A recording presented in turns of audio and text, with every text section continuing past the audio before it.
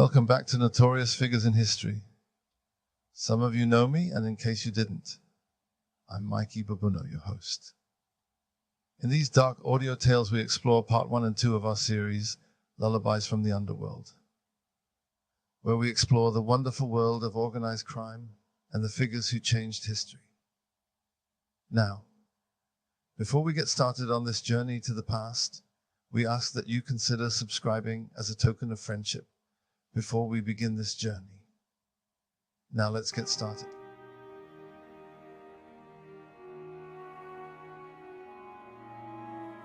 The streets of New York City, a breeding ground for ambition and violence, have whispered many names into infamy. Few, however, have carried the chilling weight of the Gemini twins, Anthony Center and Joseph Tester. Born just 10 days apart under the same zodiac sign, their names became synonymous with the brutal efficiency of the Gambino crime family. Their lives a testament to the seductive power and devastating consequences of organized crime. This is their story. This is a story of loyalty and betrayal, of ambition and desperation. It's a journey into the dark heart of a bygone era, when the Mafia's grip on the city seemed absolute. We will delve into the lives of Anthony Center and Joseph Tester, tracing their rise from street thugs to feared enforcers. We will uncover the secrets of their success and the terrible price they ultimately paid.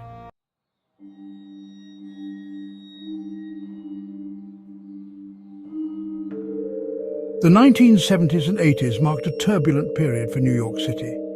The city's streets, once vibrant and full of life, were slowly being consumed by the shadows of organized crime. The Italian Mafia, with its intricate hierarchy and ruthless code of silence, held sway over vast swathes of the city's underworld. From the docks to the construction industry, their influence was inescapable. Within this world of shadows and secrets, the Gambino family reigned supreme. Led by the cunning and ruthless Paul Castellano, the family controlled a vast criminal empire. Drugs, extortion, gambling, their tentacles reached into every corner of the city's underbelly. It was in this crucible of violence and corruption that the Gemini twins, Anthony Center and Joseph Tester, would forge their fearsome reputation. Drawn to the allure of power and wealth, they rose through the ranks with terrifying speed, leaving a trail of blood and fear in their wake.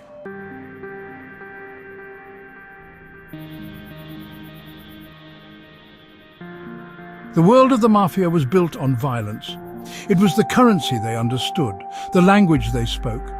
To survive, to thrive, one had to be willing to take a life as easily as taking a breath. Anthony Center and Joseph Tester understood this from a young age. Growing up on the mean streets of Brooklyn, they learned to fight before they could read, their fists becoming extensions of their will. They were drawn to the Gambino family like moths to a flame, eager to prove their loyalty and ruthlessness. Their ambition did not go unnoticed. Roy DeMeo, a rising star in the Gambino family and head of the infamous DeMeo crew, saw their potential. DeMeo, a man with a chillingly pragmatic approach to violence, took the twins under his wing, molding them into his own image.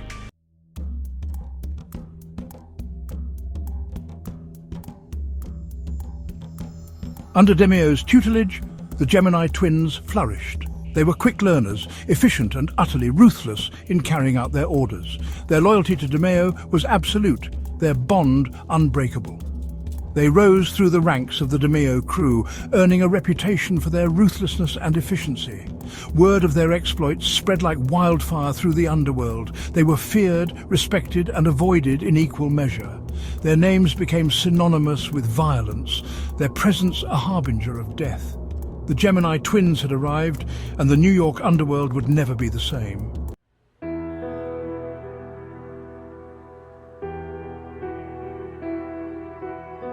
The story of Anthony Center and Joseph Tester begins not in the shadowy backrooms of social clubs, but amidst the crowded streets and brownstones of Brooklyn, New York. Born just 10 days apart in 1952, the twins shared more than just a birth date. They shared an upbringing steeped in the culture of the Italian-American community, a world where loyalty to family, both blood and chosen, was paramount. Their neighborhood, like many in the borough, was a melting pot of cultures, but the shadow of organized crime loomed large. The Mafia, with its roots in the old country, was an inescapable presence, its influence seeping into every corner of their lives. From the local bakery to the corner bodega, the whispers of made men and wise guys were never far away. For young Anthony and Joseph, these whispers held a dangerous allure.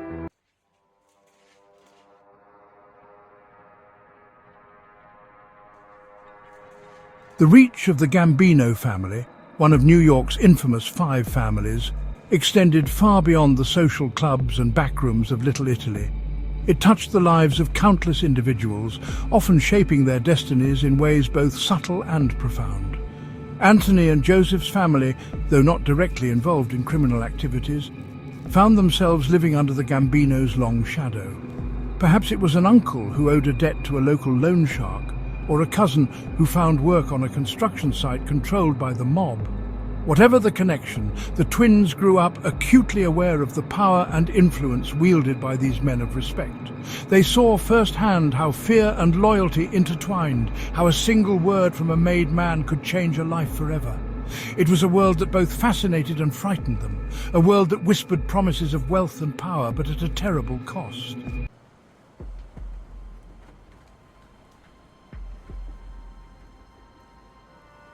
As the Gemini twins entered their teenage years, the streets of their Red Hook neighborhood became their proving ground. Here, amongst the rumble of the docks and the shadow of the Brooklyn Battery Tunnel, they learned the art of survival. Petty theft, street fights, and a growing disregard for authority marked their adolescence. Their reputation as tough and uncompromising young men spread through the neighborhood. They were fearless, always ready to fight, and showed a loyalty to each other that bordered on the unnerving. It was this loyalty, this unwavering bond forged in the crucible of their shared experiences, that would become their defining characteristic. It would also be their greatest strength and ultimately their fatal flaw.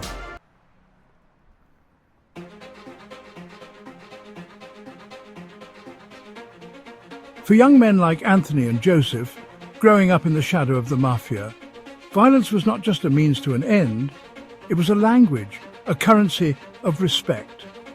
They learned to throw a punch before they learned to shave, their fists becoming extensions of their will. They understood the power of intimidation, the fear that flickered in the eyes of someone who knew they were outmatched. Their skills, honed in countless street brawls and back-alley confrontations, did not go unnoticed. Local mobsters, men who made their living through violence, saw potential in the twins. Here were 2 young men, fearless and utterly loyal to each other, who could be molded into valuable assets. It was only a matter of time before they were drawn into the inner circle of organized crime.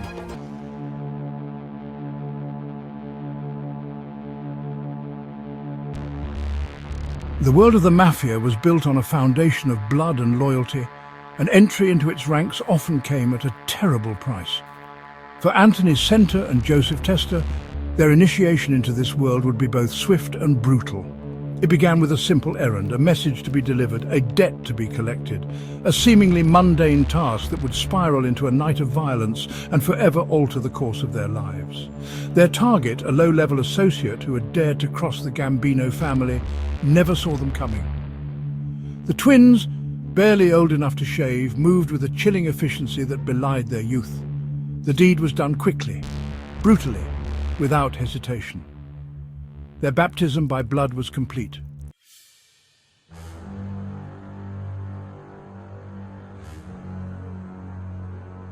The Gemini twins, fresh from their brutal initiation, were about to embark on a journey that would test their limits and redefine their lives. They had proven their mettle, but the real challenge was just beginning. They found themselves under the watchful eye of Roy DeMeo, a rising captain in the Gambino family. DeMeo was not just any mobster, he was a man whose reputation for ruthlessness and strategic brilliance preceded him. His name struck fear into the hearts of many, and his crew was known for their efficiency and brutality. DeMeo, a man who understood the language of violence better than most, had a keen eye for talent. He could see potential where others saw only raw aggression. The twins, with their fierce loyalty and unyielding determination, caught his attention immediately. He saw something special in the twins, a raw, untamed brutality that he could mould to his liking. They were like uncut diamonds, rough around the edges, but with the potential to shine brilliantly under the right guidance. DeMeo knew that with the proper training and discipline, they could become invaluable assets to his operations. He recognized their unwavering loyalty to each other, a bond that could be both an asset and a liability in their line of work. In the world of organized crime, trust was a rare commodity, and the twins' bond was something DeMeo could exploit to ensure their loyalty to him and the crew. However, he also knew that their closeness could be a double-edged sword. If one of them were to falter, the other might follow, jeopardizing the entire operation. It was a risk he was willing to take, believing that their strengths far outweighed their potential weaknesses. The DeMeo crew, known for its ruthlessness and efficiency, operated out of a nondescript storefront in Brooklyn. This unassuming location was the epicenter of their criminal activities, a place where plans were hatched and lives were irrevocably changed. The storefront, with its unremarkable facade, gave no hint of the dark deeds that transpired within. It was a perfect cover, blending seamlessly into the urban landscape of Brooklyn, hiding in plain sight. This place was known as the Gemini Lounge. To outsiders, it was just another bar, but to those in the know, it was the nerve center of the DeMeo crew's operations. It was here that the twins would learn the intricacies of their new trade. It was an irony not lost on the twins, this place that shared their astrological sign becoming their home away from home. The Gemini Lounge was more than just a base of operations. It was a symbol of their new life, a macabre training ground for their burgeoning careers in organized crime. The twins quickly adapted to their new environment, learning the ropes under DeMeo's watchful eye. They were taught the art of intimidation, the importance of loyalty, and the brutal reality of their chosen path. Every lesson was a step deeper into the dark world they had chosen. DeMeo, a meticulous planner with a penchant for the theatrical, wasted no time in putting his new protégés to work. He believed in learning by doing, and the twins were soon involved in various operations, each more dangerous than the last. Under DeMeo's guidance, the twins honed their skills, becoming more efficient and ruthless with each passing day.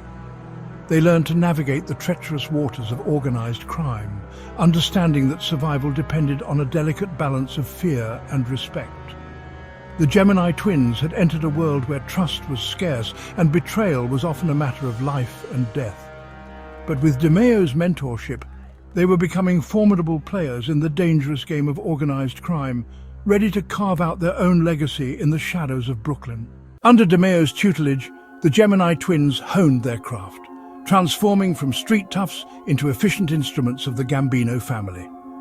The Gemini Lounge became their classroom, its back rooms echoing with the muffled sounds of violence, its air thick with the stench of fear. DeMeo, a firm believer in hands-on training, often involved the twins in his gruesome handiwork.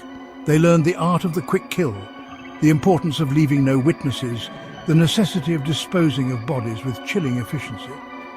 The Gemini method, as it came to be known within the crew, involved a combination of brutality and meticulous planning. Victims, often lured to their deaths, would be dispatched with a terrifying swiftness, their bodies dismembered and disposed of with a chilling practicality.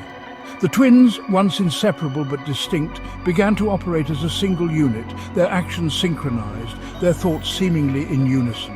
While Anthony Center reveled in the raw violence of their work, Joseph Tester, despite his quiet demeanor, possessed a keen intellect that proved invaluable to the crew.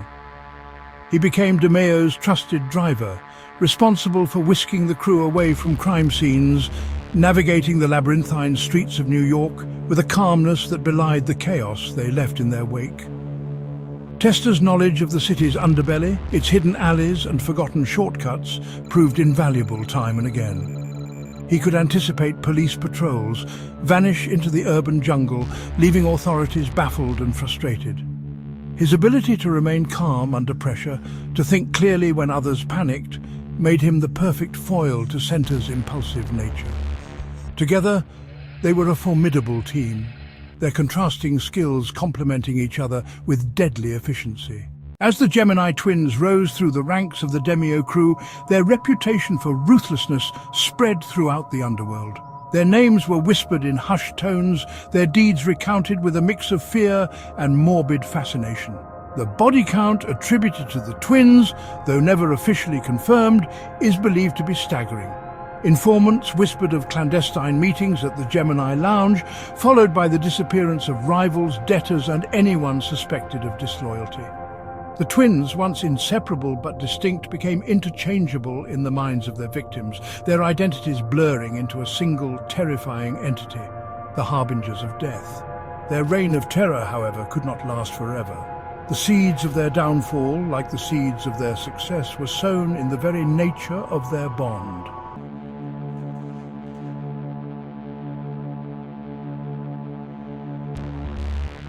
As the Demio crew's grip on power tightened, so too did the noose of suspicion and paranoia. The FBI, aware of the crew's activities but lacking the evidence to bring them down, began to apply pressure, leaning on informants, exploiting rivalries, and sowing seeds of distrust within the ranks. Whispers of doubt and betrayal began to circulate within the Gemini Lounge, fueled by fear and ambition. DeMeo, a man who inspired both loyalty and terror in equal measure, became increasingly unpredictable, his paranoia growing with each passing day. He saw enemies everywhere, even among his most trusted lieutenants. The Gemini twins, once his prized pupils, found themselves walking a tightrope, their every move scrutinized, their loyalty questioned.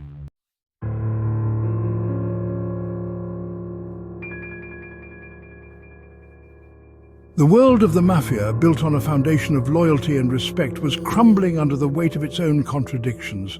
The Gemini twins, once symbols of unbreakable brotherhood, found themselves caught in a web of suspicion and paranoia, their bond tested like never before. The streets they once ruled had become a battleground, not just with rival gangs and law enforcement, but with the demons that lurked within their own ranks. The walls were closing in, the air thick with the stench of betrayal. The Gemini twins, once invincible, would soon discover that even the strongest bonds can be broken, that in the world they had chosen, loyalty was a fickle mistress, and even blood ties could not guarantee survival.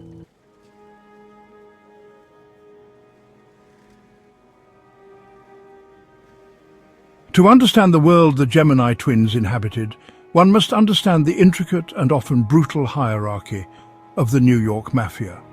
This was not just a criminal organization, it was a shadow government, a parallel power structure that operated with its own rules, its own justice, and its own brutal efficiency.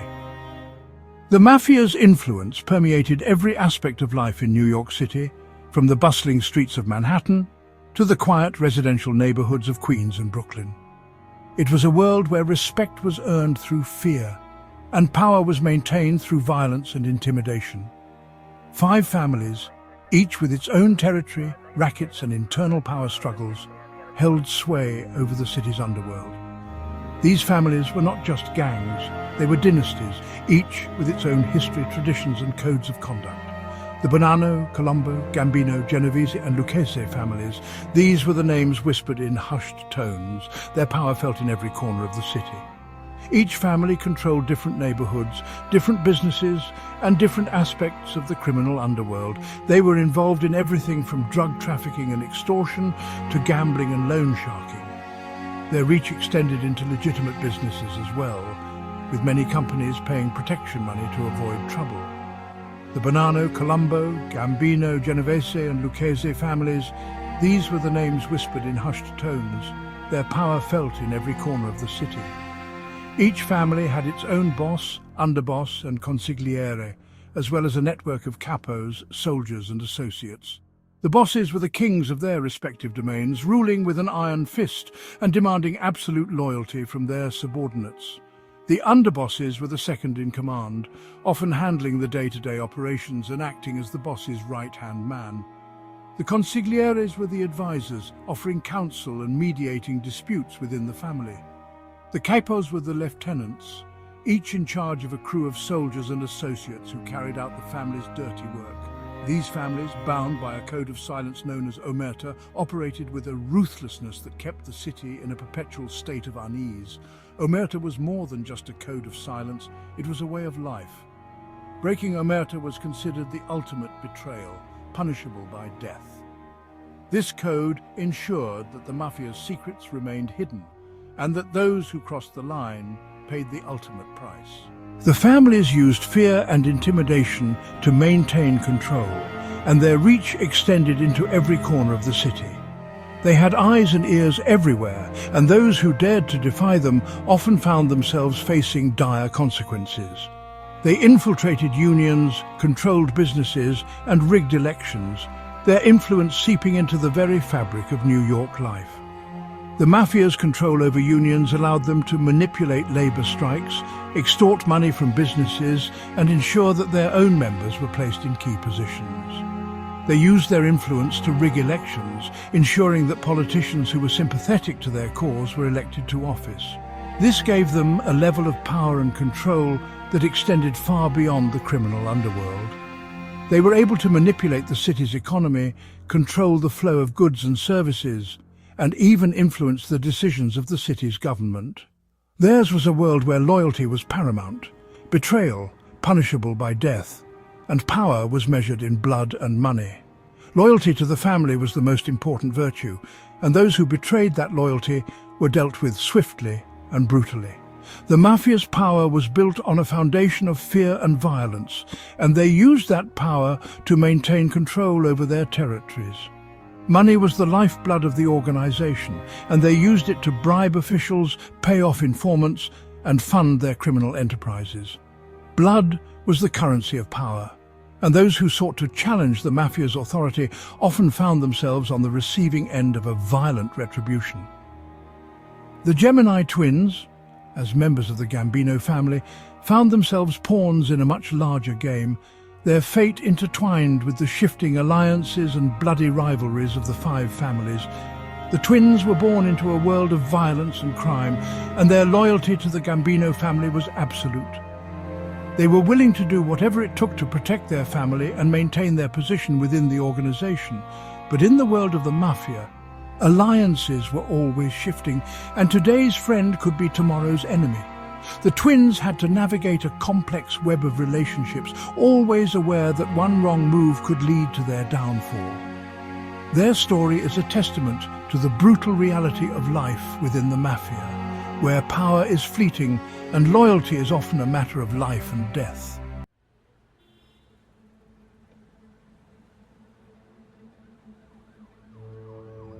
The 1970s and 80s were a turbulent time for New York City.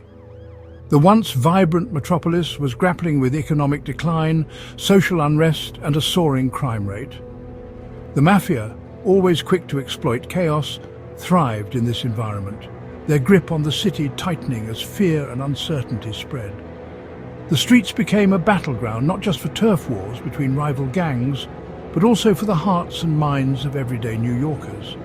The Mafia's influence was pervasive, touching every aspect of life, from the construction industry to the waterfront. They controlled businesses through intimidation, infiltrated labor unions, and corrupted public officials, their tentacles reaching into the very heart of the city's power structure. It was a time when the line between right and wrong blurred, when the allure of quick money and the fear of retribution often silenced those who dared to speak out.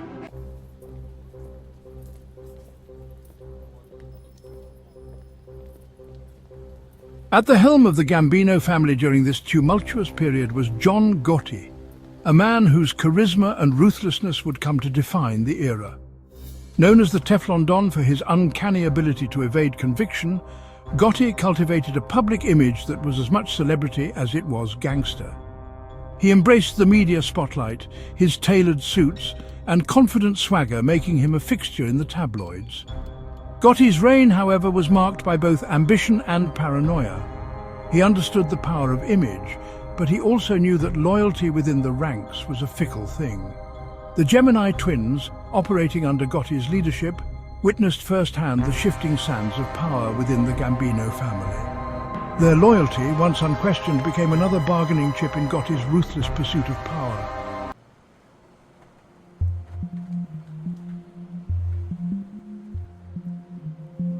As the 1980s dawned, a new and insidious threat emerged on the streets of New York City: crack cocaine. Cheap, highly addictive, and readily available, crack tore through neighborhoods like a wildfire, leaving a trail of devastation in its wake. The Mafia, never ones to miss an opportunity, quickly seized control of this lucrative new market. The violence associated with the drug trade escalated to unprecedented levels as gangs fought for control of street corners and distribution networks. The Gemini twins, already deeply entrenched in the Gambino family's operations, found themselves thrust into the heart of this brutal new world. Their skills in violence, once honed on the streets, were now employed in a much larger and more chaotic arena. The body count mounted, and the city descended further into a nightmare fueled by addiction and despair.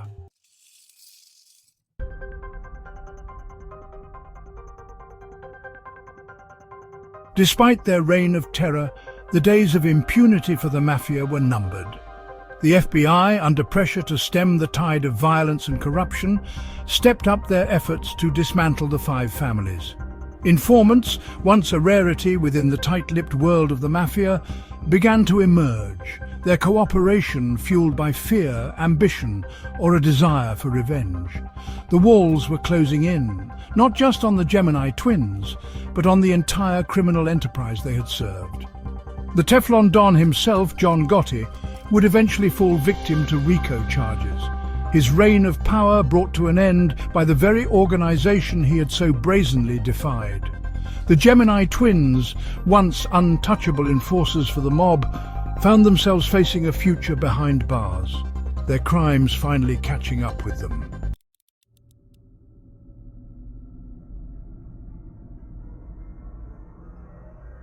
The reign of the Gemini twins, built on a foundation of fear and violence, was destined to crumble. Anthony Center and Joseph Tester, known as the Gemini twins, were notorious figures in the underworld. Their empire, constructed through ruthless tactics and unyielding brutality, seemed unassailable. But as history has shown time and again, no empire built on such shaky ground can stand forever. The twins' story is a testament to the inevitable downfall that awaits those who live by the sword. Their world, once seemingly impenetrable, began to unravel as the FBI tightened its grip on the Gambino family. The federal agents, armed with determination and an arsenal of evidence, began to dismantle the intricate web of crime that the twins had spun. Each document scrutinized, each piece of evidence collected, brought them one step closer to their ultimate goal: bringing the Gemini twins to justice. Informants, motivated by a mix of fear, ambition, and a desire for revenge, emerged from the shadows, their whispers of betrayal echoing through the hallowed halls of justice. These informants, once loyal to the twins, now saw an opportunity to save themselves by turning against their former masters.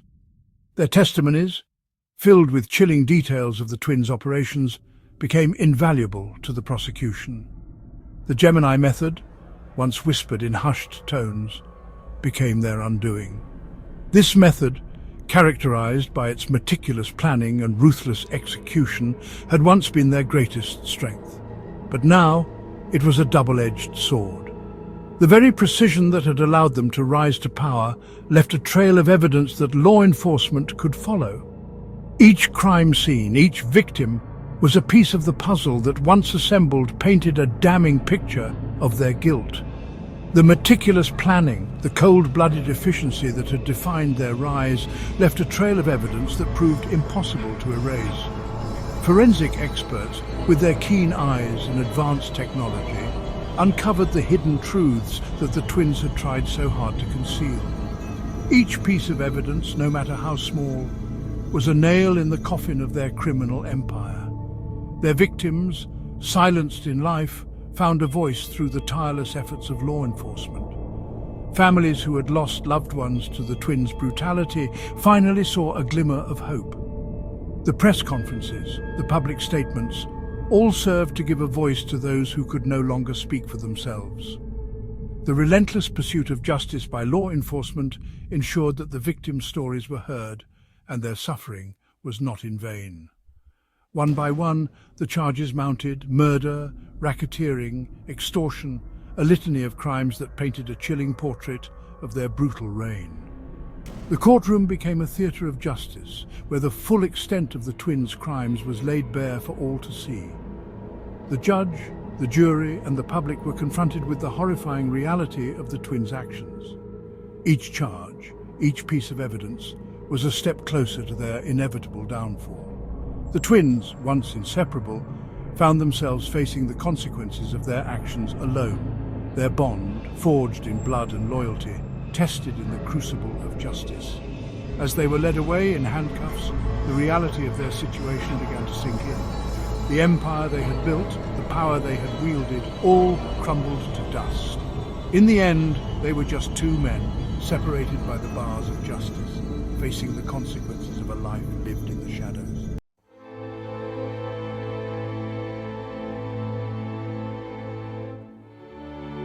In 1989, the Gemini twins, Anthony Center and Joseph Testa, were convicted on multiple counts, their reign of terror brought to an end. Sentenced to life imprisonment, they were cast into the unforgiving world of the American penal system. The streets they once ruled, the fear they instilled, became distant memories, replaced by the cold reality of concrete walls and steel bars. Life behind bars offered little opportunity for reflection or redemption. The twins, once feared enforcers, were now just numbers in a system designed to punish and isolate. Their days were marked by monotony, their nights haunted by the ghosts of their past. The bond they shared, once unbreakable, strained under the weight of their shared history. The silence between them speaking volumes about the darkness they had embraced.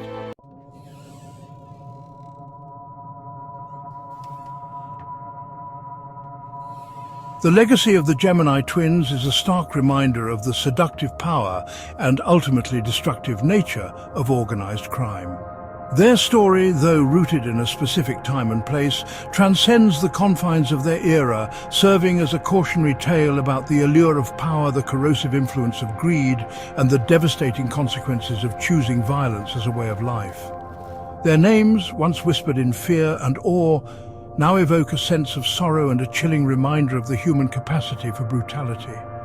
The streets they once terrorized have long since moved on, but the scars of their violence remain, etched into the collective memory of a city forever marked by the shadow of the Mafia.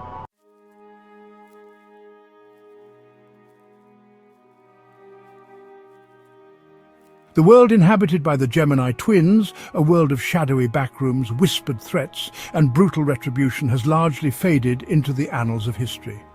The Mafia, once a seemingly invincible force, has been weakened by years of relentless law enforcement pressure, internal strife, and a changing social landscape.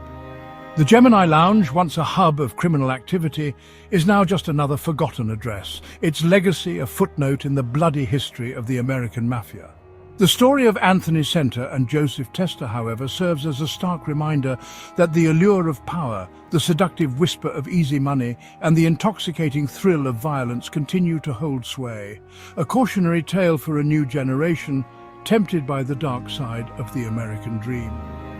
If you enjoyed this journey, stay tuned for Chapter 2 of this Mafia audio tale as we dive into the story of the DeCavalcante crime family and the North Jersey mob. Let's begin.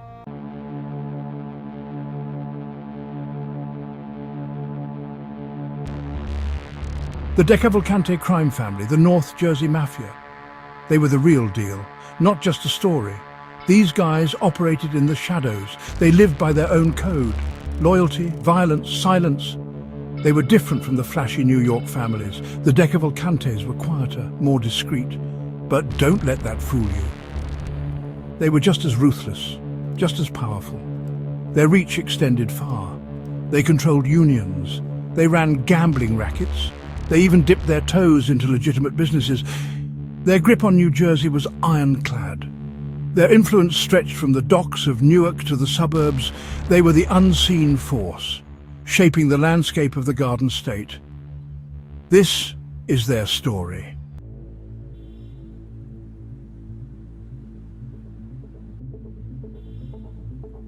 New Jersey in the early 1900s, a melting pot of immigrants, all chasing the American dream, but for many that dream turned into a nightmare. Poverty, unemployment, desperation filled the streets. It was the perfect breeding ground for organized crime. The DeCavalcante family rose from these ashes. They preyed on the vulnerable, they offered protection, but at a price. They were like a parasite, feeding off the fear and uncertainty of the time. They started small, petty crimes, bootlegging, but their ambition grew. They wanted more power, money, respect, and they were willing to do whatever it took to get it.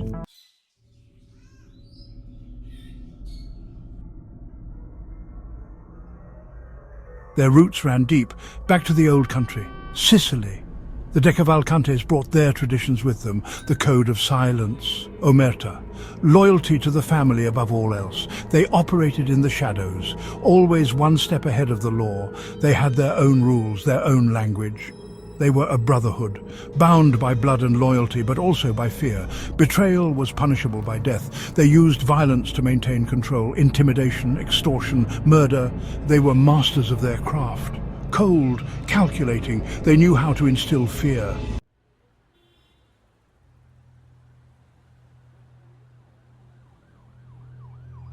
Their influence seeped into every corner of New Jersey.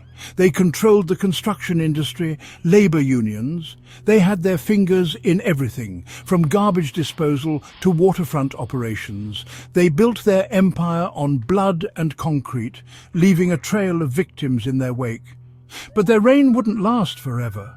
The feds were closing in, informants were turning, the walls were starting to crumble. The story of the DeCavalcante crime family is a cautionary tale, a reminder of the seductive power of greed and the devastating consequences of organized crime.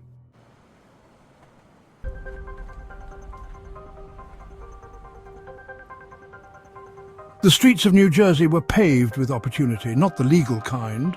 Prohibition had gripped the nation, and with it a thirst for forbidden liquor. The DeCavalcantes saw their chance. They dove headfirst into the booming bootleg trade. They were cunning, resourceful. They built secret distilleries, ran elaborate smuggling rings, and turned ordinary trucks into mobile speakeasies. The money poured in. It was a time of lawlessness, and the DeCavalcantes thrived in the chaos. Their network grew. They had cops on their payroll, judges in their pocket. They were untouchable. Their bootlegging empire stretched from the back alleys of Newark to the glitzy clubs of Manhattan. They were the kings of the underworld, and their reign was just beginning.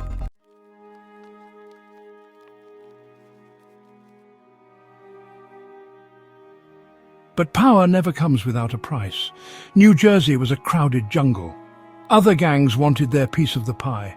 The DeCavalcantes found themselves locked in bloody turf wars. They fought tooth and nail for every street corner, every speakeasy, every drop of illegal liquor. Rival gangs clashed in broad daylight. Shootouts erupted in crowded streets. The body count rose. The DeCavalcantes, known for their ruthlessness, gave as good as they got. They were not afraid to use violence to protect what they believed was theirs. These were not just petty squabbles. These were battles for control of a lucrative empire. And the DeCavalcantes, with their strict code of loyalty and their willingness to shed blood, emerged as a force to be reckoned with. They were not just surviving, they were conquering.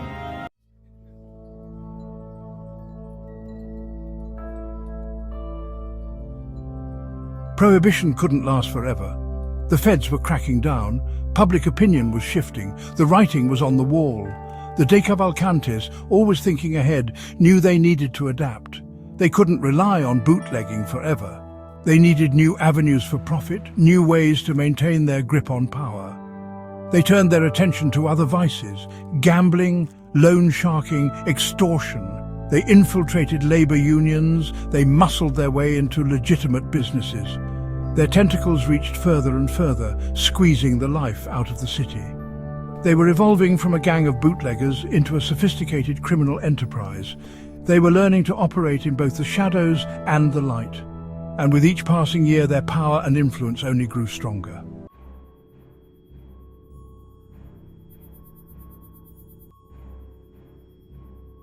But even as the DeCavalcantes prospered, cracks began to appear.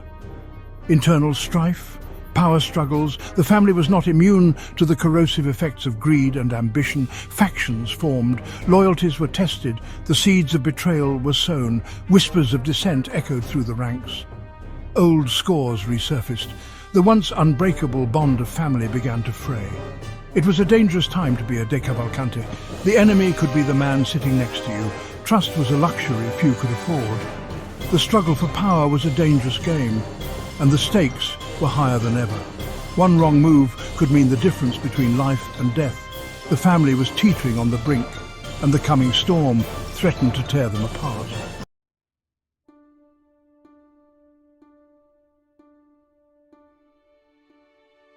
From the ashes of this internal strife, a new leader emerged, Simone DeCavalcante, a shrewd strategist, a ruthless operator. He understood the changing landscape of organized crime. He knew that to survive, the family needed to adapt and evolve.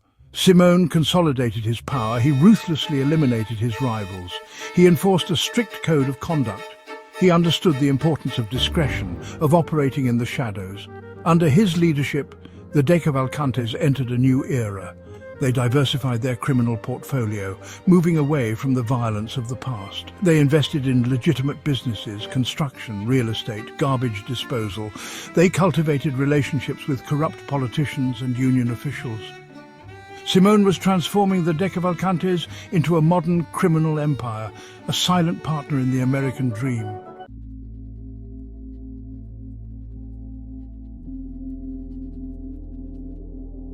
Simone DeCavalcante, the quiet Don.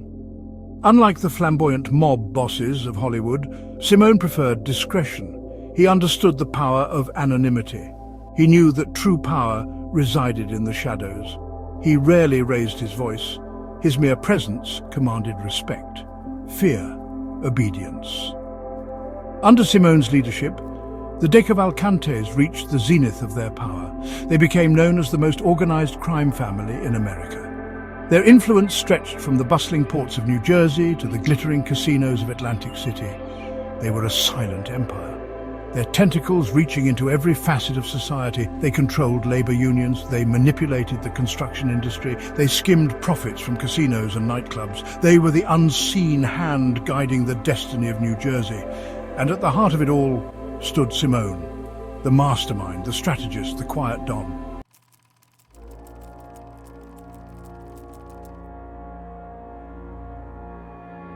Section 2. Labor Racketeering.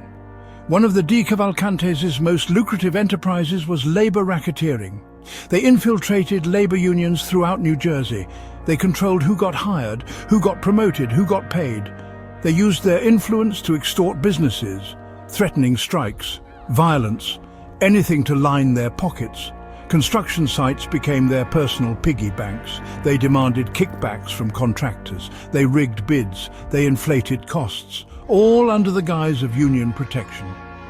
Those who refused to play by their rules paid the price. Their businesses vandalized, their lives threatened. The DeCavalcantes' grip on the construction industry was ironclad. They controlled everything from concrete to carpentry. They built their empire on the backs of honest workers, exploiting their labor, stealing their futures, and all the while, Simone DeCavalcante orchestrated from the shadows. The quiet Don, always one step ahead.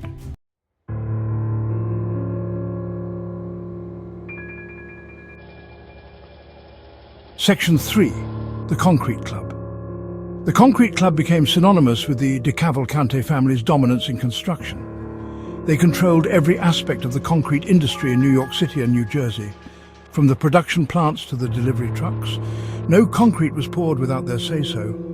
They used this control to manipulate prices, to extort contractors, to line their pockets with millions of dollars. They held the city hostage, literally holding its growth and development in their hands.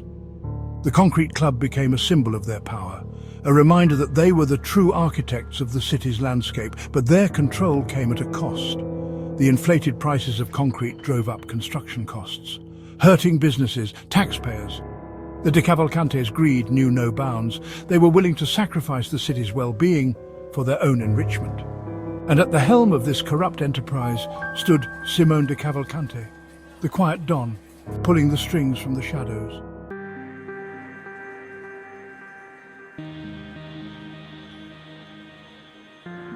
Section 4. Gambling and Vice. The DeCavalcante's criminal empire extended far beyond construction.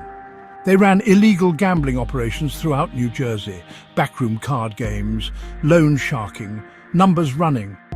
They preyed on people's vices, their desperation, their desire for a quick fortune.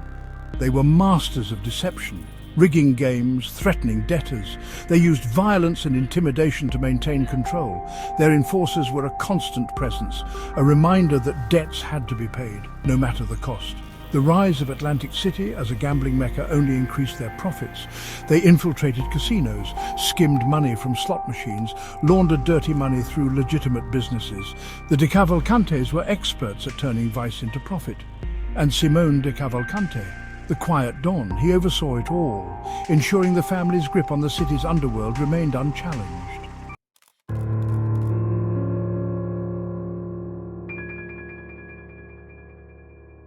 The DeCavalcante crime family was more than just a business. It was a family, bound by blood, loyalty, a shared history.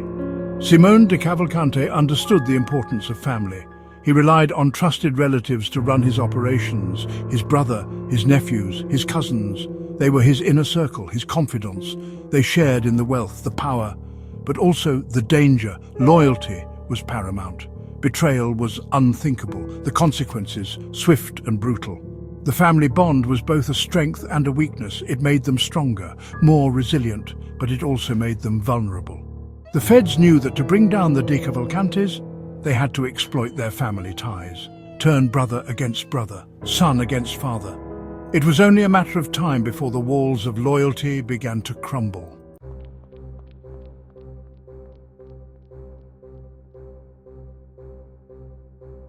Despite their outward success, the DeCavalcantes operated under a constant shadow of suspicion. The FBI had been watching them for years, building cases, developing informants, waiting for the right moment to strike. They infiltrated their ranks, planted bugs, intercepted phone calls. The walls were closing in. Simone DeCavalcante, always cautious, always vigilant, smelled danger in the air. He knew the feds were getting closer. The family's grip on power was beginning to loosen. Informants were turning, testifying against their former comrades. The code of silence was cracking. The quiet Don's reign was coming to an end.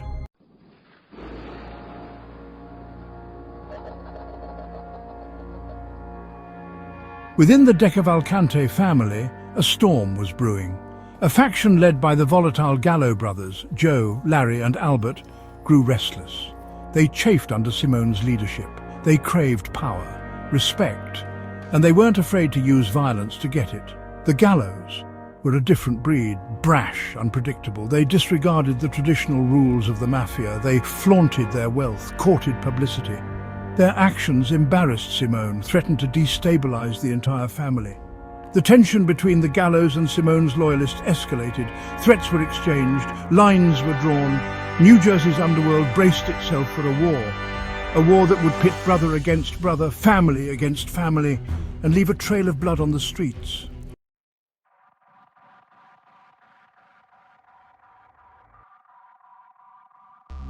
The Gallo brothers made the first move. They attempted to assassinate Simone DeCavalcante, a brazen attack that shattered the facade of unity within the family.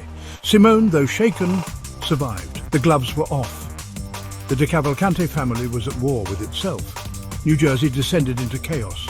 Shootings erupted in broad daylight. Bodies turned up in alleyways and car trunks.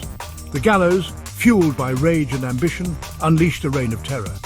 They wanted control of the family's lucrative rackets, and they were willing to pay any price to get it. The streets ran red with the blood of mobsters, innocent bystanders caught in the crossfire.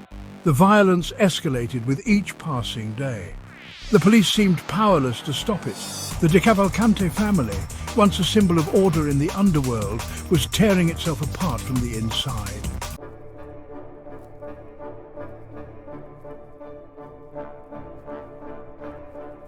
The Gallo brothers, despite their ruthlessness, underestimated Simone's resolve. He was a master strategist, a cunning tactician. He knew how to exploit his enemies' weaknesses. He used their recklessness against them, turning their allies against them, isolating them. Simone unleashed his own brand of violence, targeted assassinations, brutal reprisals. He sent a message. Betrayal would not be tolerated. The family would be reunited, under his control, or it would be destroyed. The body count continued to rise, each death fueling the cycle of violence. The Gallo brothers, once a formidable force, found themselves on the run, hunted by both the law and their former comrades, their grip on power slipping away with every passing day.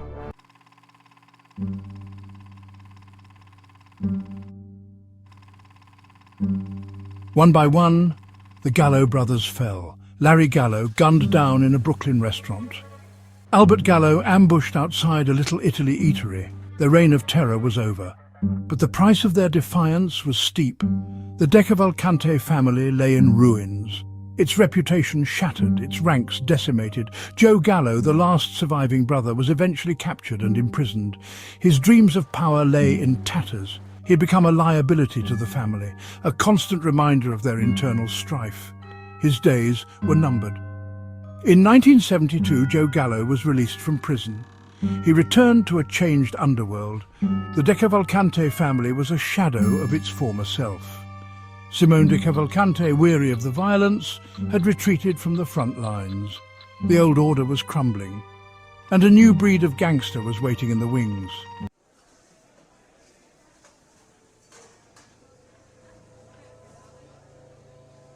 The Gallo brothers' war had weakened the DeCavalcantes, but it was the testimony of one man that would truly shake the family to its core. Ralph Guarino, a former hitman, turned informant. He broke the sacred code of silence. Omertà. He became the government's star witness. Guarino's testimony was explosive. He detailed murders, extortion schemes, labor racketeering. He exposed the inner workings of the DeCavalcante family. His words sent shockwaves through the underworld. No one was safe. Trust evaporated. Paranoia reigned. Guarino's testimony led to a series of high-profile indictments and convictions. Top members of the DeCavalcante family were sent to prison. Their grip on power significantly weakened. The family that had once seemed invincible was now vulnerable, exposed, and the feds were just getting started.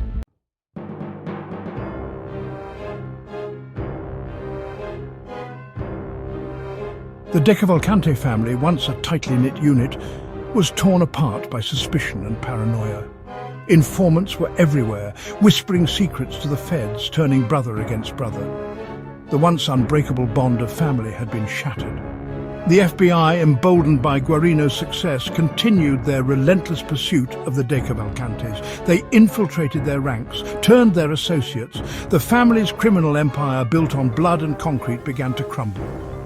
The DeCavalcante family's reign of terror was coming to an end, their story a cautionary tale of the corrosive effects of power, greed and betrayal. The family that had once ruled New Jersey's underworld was now fighting for its very survival.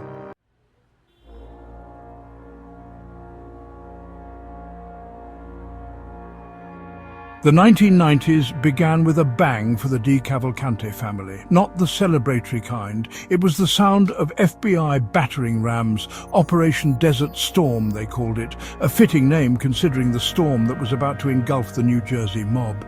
This wasn't just another raid, it was a full-scale assault. The feds, armed with years of intel, wiretaps and informants, were coming for the family's jugular. They hit multiple locations simultaneously. Safe houses, social clubs, even the homes of high-ranking members. The message was clear, the party's over. No more turning a blind eye, no more backroom deals. The DeCavalcantes, once considered untouchable, were now caught in the crosshairs. And the man pulling the trigger was a familiar foe, Ralph Guarino. Operation Desert Storm was just the beginning. The feds, smelling blood, launched a series of sophisticated stings. Operation Bid Rig was perhaps the most devastating. They infiltrated the family's construction rackets, posing as corrupt contractors willing to play ball. For years, The DeCavalcantes had rigged bids, extorted businesses, and controlled the flow of concrete. Now, they were unknowingly lining the pockets of the FBI. Every bribe, every threat, every backroom deal was meticulously documented. The evidence was overwhelming. Wiretaps captured incriminating conversations. Hidden cameras recorded cash exchanges. The DeCavalcantes, blinded by greed and arrogance, had walked right into a trap of their own making. Their days of controlling the concrete jungle were over. As the trials began, the true extent of the DeCavalcantes' crimes became public knowledge. The newspapers had a field day. Headlines screamed about murder, extortion, and corruption. The family's dirty laundry was aired for all to see. One by one, high-ranking members were convicted. Captains, soldiers, even those once thought untouchable. The family's hierarchy crumbled from within. Trust evaporated. Paranoia reigned. The walls were closing in and there was nowhere left to hide. The sentences were harsh. Decades in federal prison for racketeering, extortion, even murder. The message from the justice system was clear. The reign of the DeCavalcantes was over.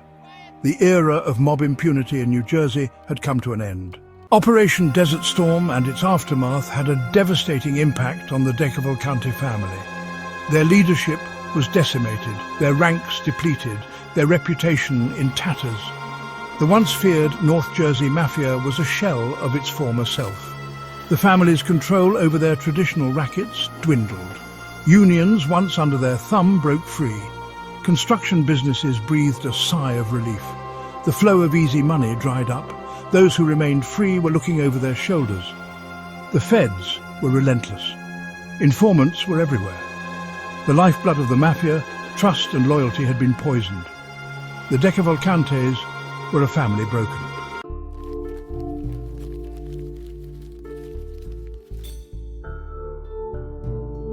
The downfall of the DeCavalcante family wasn't just about arrests and convictions. It marked a turning point in the public's perception of organized crime. The code of silence, Omertà, which had protected the Mafia for decades, was crumbling. Informants like Ralph Guarino, once considered traitors, were now seen as heroes. Their bravery in speaking out, in breaking the cycle of violence and intimidation, helped bring down a criminal empire. The DeCavalcante story serves as a stark reminder of the seductive nature of power and the devastating consequences of organized crime. It's a story about loyalty and betrayal, about greed and its price, and ultimately, it's a story about the triumph of justice over silence.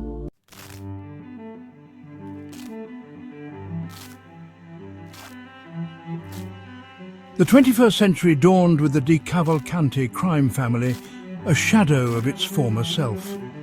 Operation Desert Storm and the relentless pursuit of law enforcement had taken their toll. The old guard, once seemingly invincible, was either behind bars or living under constant surveillance. Gone were the days of controlling unions, rigging construction bids, and running unchecked gambling operations. The family's grip on New Jersey had weakened considerably. The streets, once filled with fear and whispers of their name, were now patrolled by a new breed of criminal. The DeCavalcantes, like a wounded animal, retreated into the shadows. Their operations, once brazen and far-reaching, were now smaller, more localized, and shrouded in secrecy. They were no longer the undisputed kings of New Jersey's underworld. They were fighting for survival, their legacy tarnished by years of violence and betrayal.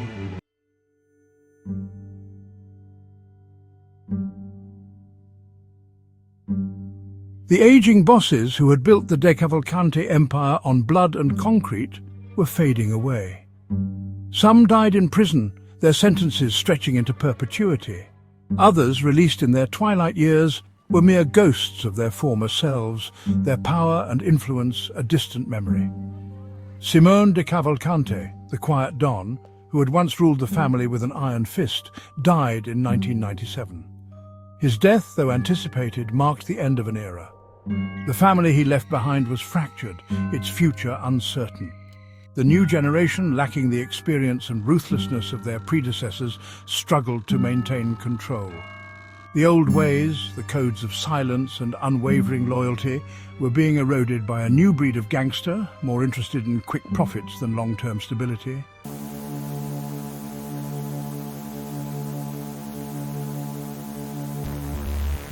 Despite their weakened state, the DeCavalcantes were not completely toothless.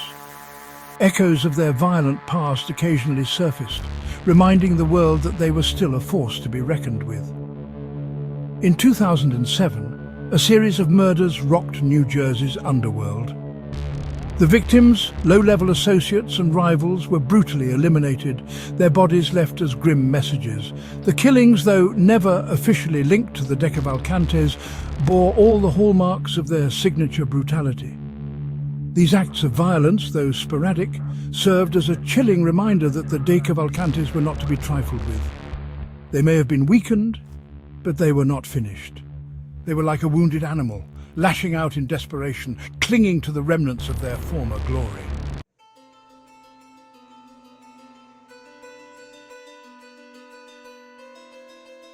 Today, the DeCavalcante crime family exists in a state of flux. Their influence is a fraction of what it once was, their ranks depleted, their leadership fragmented, but the allure of organized crime, with its promise of power and wealth, still holds sway.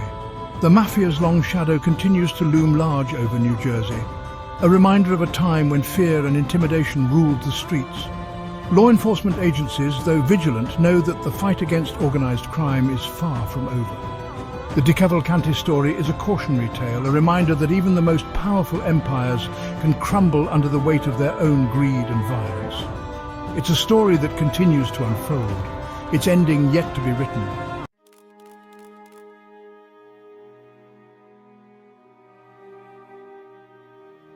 The DeCavalcante family's story is ultimately a tragedy, a cautionary tale about the allure of power and the corrosive nature of greed.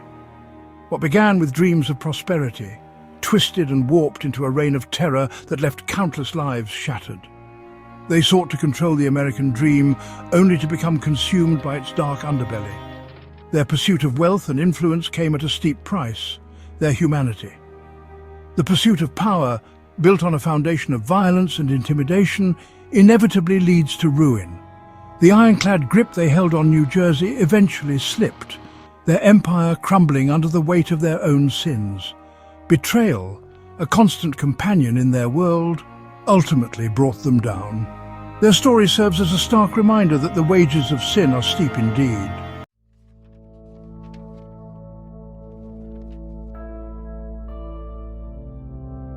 The DeCavalcante family's exploits, though rooted in the grim reality of organized crime, have also captivated the public imagination. Their story has been told and retold, inspiring books, documentaries, and even a critically acclaimed television series. The Sopranos, with its fictional Jersey mob family, drew heavily from the DeCavalcante's real-life history. The show's creator, David Chase, grew up in New Jersey, familiar with the whispers and legends surrounding the family. While the characters and storylines were fictionalized, the show captured the essence of their world: the violence, the loyalty, the constant tension between their criminal lives and their desire for normalcy. The DeCavalcante's story, though steeped in darkness, continues to fascinate and horrify. Their legacy, a strange blend of fact and fiction, serves as a constant reminder of the enduring power of the Mafia myth.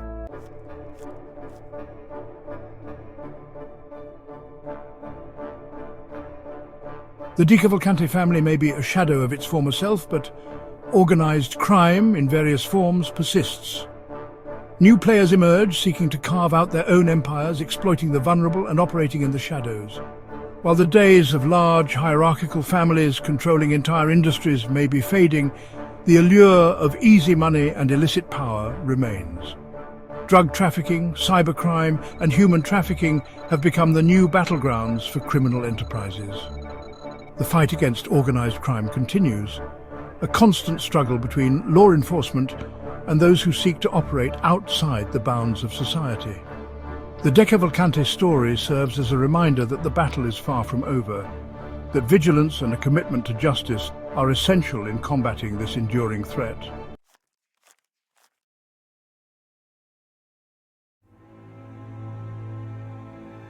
Amidst the stories of mob bosses and their illicit empires, it's crucial to remember the victims, the innocent lives caught in the crossfire, the businesses extorted, the families torn apart by violence and fear. The human cost of organized crime is immeasurable. The DeCavalcante's reign of terror left behind a trail of broken lives, shattered dreams, and communities living in fear. Their story should serve as a stark reminder of the devastating impact of their actions. We must honor their memory by continuing the fight for justice, by holding those who engage in organized crime accountable for their actions, and by working to create a society where such brutality has no place.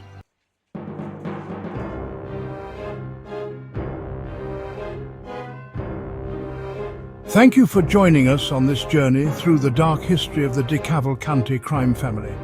We hope you found this exploration of their rise and fall both informative and compelling. If you're interested in delving deeper into the lives of notorious figures in history, be sure to subscribe to our channel for more captivating stories like this one. Your support allows us to continue bringing these tales to life. And don't forget to check out our Notorious clothing line, where you can find unique apparel and accessories inspired by the most intriguing figures in history. By sporting our gear, you're not just making a fashion statement, you're supporting our mission to educate and entertain. Click the link below to explore our collection.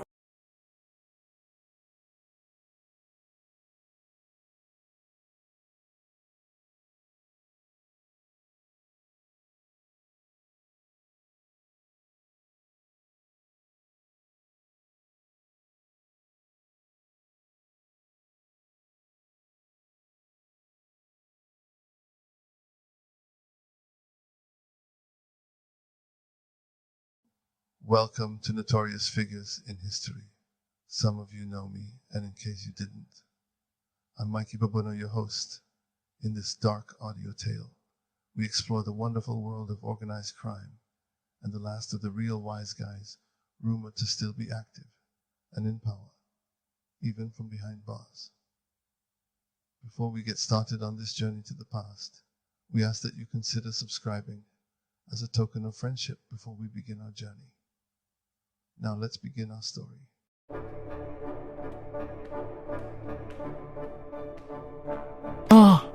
Mikey Babuno, once again thank you for your wonderful intro. As always, now let's begin this audio tale. They say power never truly fades. It just shifts, changes hands, finds a new form. And in the world we're about to enter, those words ring truer than ever. This is the world of the American Mafia, a world of shadows and whispers where loyalty is tested and betrayal can be fatal. We're going to meet the men who built this world, the ones who wrote its rules in blood and concrete. Some are behind bars, their empires seemingly in ruins. Others walk free, their faces etched with the wisdom of 1,000 secrets. But all of them share one thing in common: the echo of their power still resonates through the streets. This is Whispers of Power, The Final Wise Guys, a Mafia audio tale. Get ready to meet the legends, the ghosts still haunting the American underworld.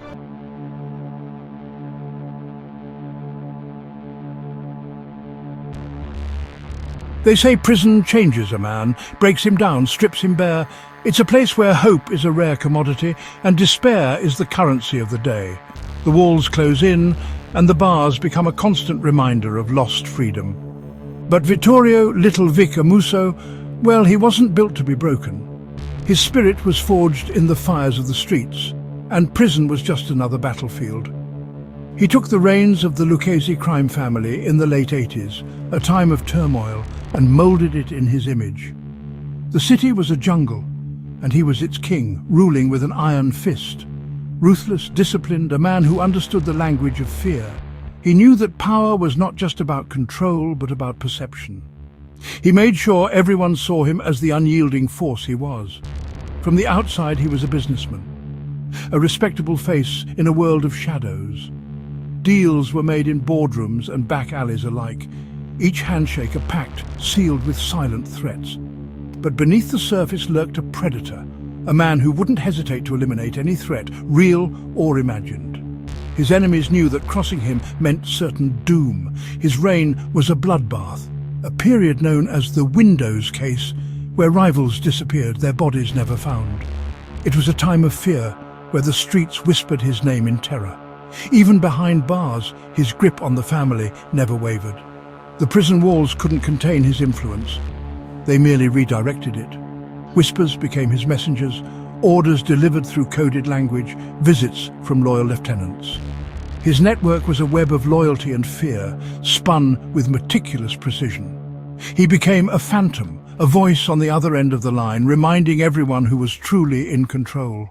His presence was felt in every corner of the organization, a ghostly overseer. They say absolute power corrupts absolutely.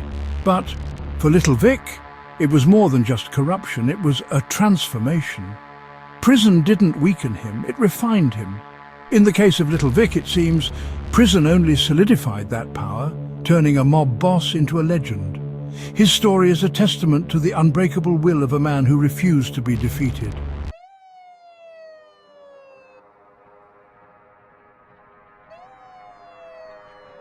The feds thought they'd silenced him, locked away for life in a concrete cage.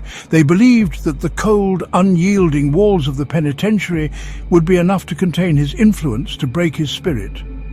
But they were wrong. But they underestimated the reach of a man like Amuso. Even behind bars, his power was palpable, his presence felt. He was not just any inmate, he was a kingpin, a ruler of an empire that stretched far beyond the prison gates. See, on the streets, loyalty is a currency more valuable than gold. And in the world of organized crime, loyalty can mean the difference between life and death. And little Vic, he had plenty of loyalists. His followers were not just subordinates, they were devoted disciples, willing to go to any lengths to serve their leader. Capos, soldiers, men who owed him their lives, they were more than just members of his organization. They were his extended family, bound by a code of honor and a shared history of blood and sacrifice. They became his eyes and ears on the outside. Through secret meetings and covert discussions, they kept him informed, ensuring that he remained in control.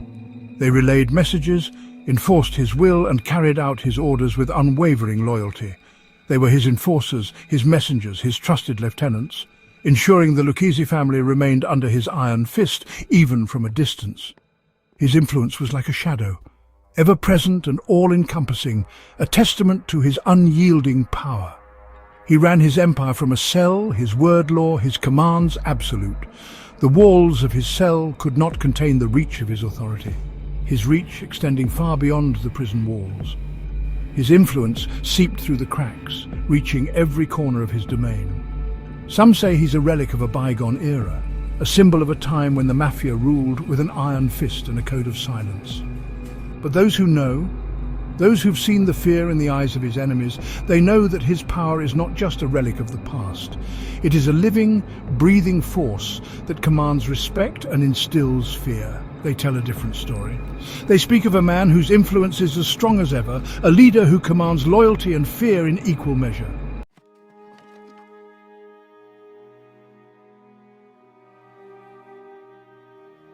Every king needs a right hand, a trusted advisor, a warrior who can command respect with a single glance. For little Vic Amuso, that man was Stevie Crea Sr. He was Amuso's underboss, his enforcer, the man who kept the Lucchese family running like a well-oiled machine. Crea was a different breed of gangster, quiet, calculating, a man who understood the power of silence. He wasn't flashy, didn't crave the limelight. He was content to operate in the shadows, pulling strings, making sure the family's interests were protected. They called him the silent underboss, and for good reason. He spoke little, but his actions resonated through the ranks. He was a master strategist, a man who could anticipate his enemies' moves before they made them. He was the architect of the Lucchese family's success, the man behind the throne. And even though he was convicted on racketeering charges in 2020, the whispers haven't stopped.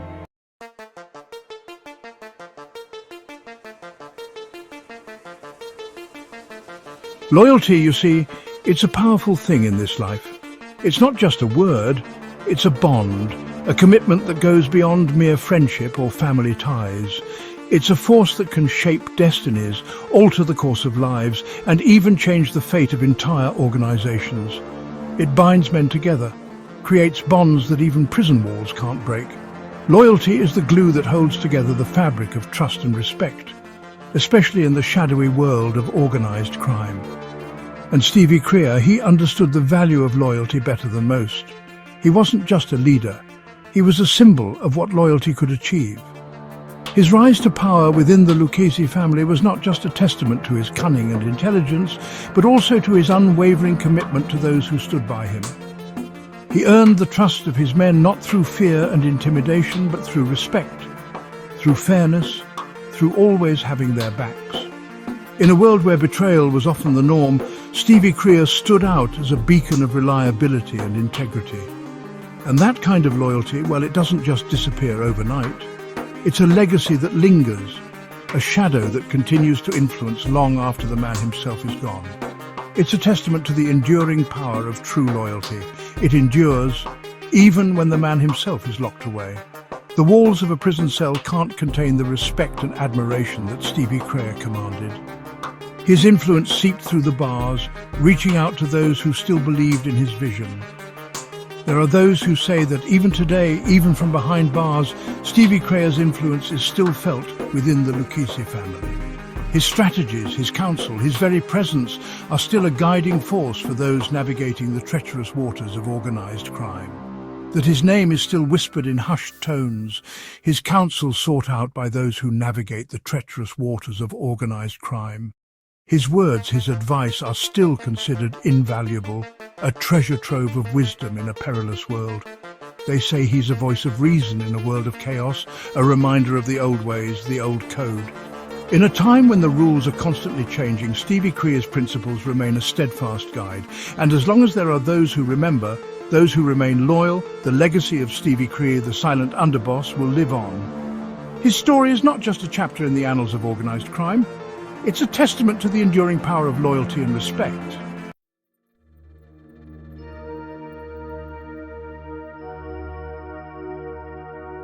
Now, Domenico Cefalu. They called him the greaseball. Not exactly a term of endearment, but respect it had. You see, Cefalu, he understood the life, knew it inside and out. He climbed the ranks of the Gambino family, eventually taking the reins as boss, or acting boss, depending on who you ask. It was a different time then, back in the 90s, but power, it shifts, like the tides. Cefalu, he saw the winds changing, decided to step back, let the younger generation have their turn. Don't think for a minute that means he faded away, though. Word on the street is he's still a trusted advisor, a consigliere in all but name. His word, it still carries weight.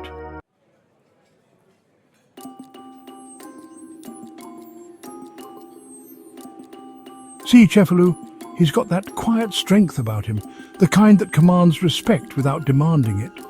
He knows the value of silence, of observation. They say he's got the ear of those in charge, that even now in the twilight of his career he can still pull strings, make things happen. It's a funny thing, power. Sometimes the ones who wield it most effectively are the ones who don't seek the spotlight, the ones who operate in the shadows. And Domenico Cefalu, well, he's always been comfortable in the shadows.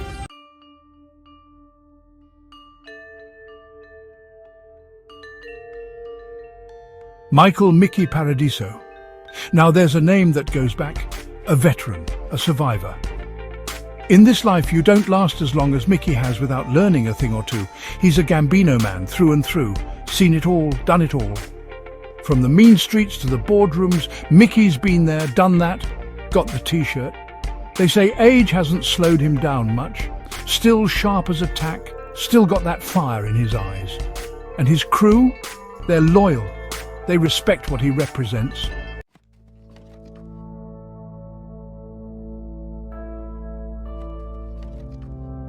Mickey, he's seen empires rise and fall.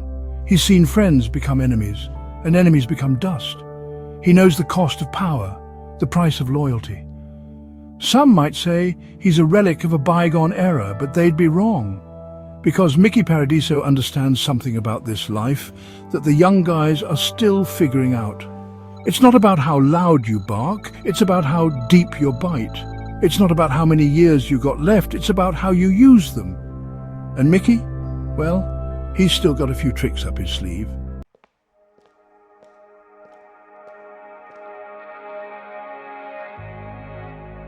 Now, Liborio Bellomo, Barney they call him. And Barney, he's a different breed. Not flashy, not loud, but don't let that fool you for a second. He's the boss of the Genovese family, one of the most powerful men in the country, some say. And yet, he walks among us like a ghost. See, Barney, he understands the value of discretion. The less you're seen, the less you're heard, the longer you last. It's a lesson some of these other fellas could stand to learn from.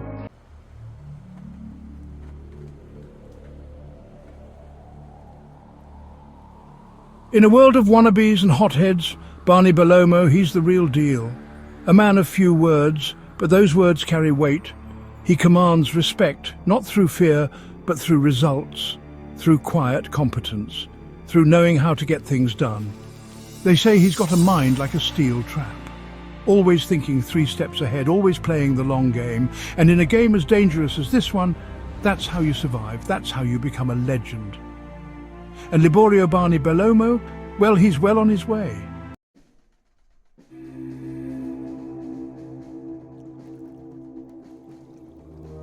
They say some men are born for the battlefield.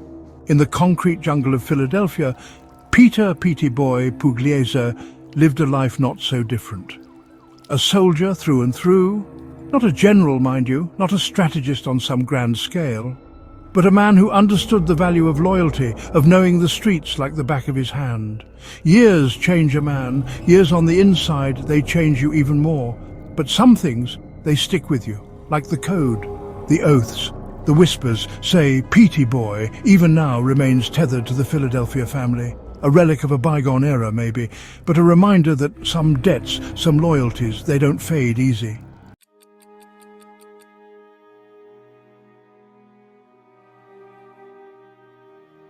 Time has a way of blurring the lines between truth and legend.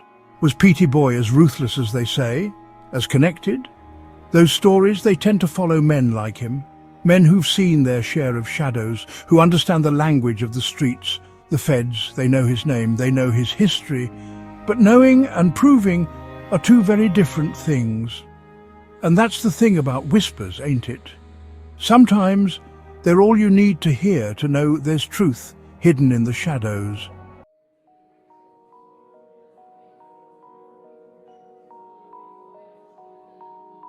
Some men are born to lead from the front, others they find power in the shadows, in the quiet counsel they give. Joseph Joe Ligambi, they say he was one of those men, acting boss of the Philadelphia family, they called him, a title that carries weight, responsibility. But even after stepping down, after seeking a quieter life, some shadows are hard to escape. Whispers follow men like Joe. Whispers of sit-downs, of mediations, of advice given in hushed tones. Because some respect, it's earned, not demanded. And when you've walked the path Joe Ligambi has, when you've seen the things he's seen, well, people tend to listen when you speak.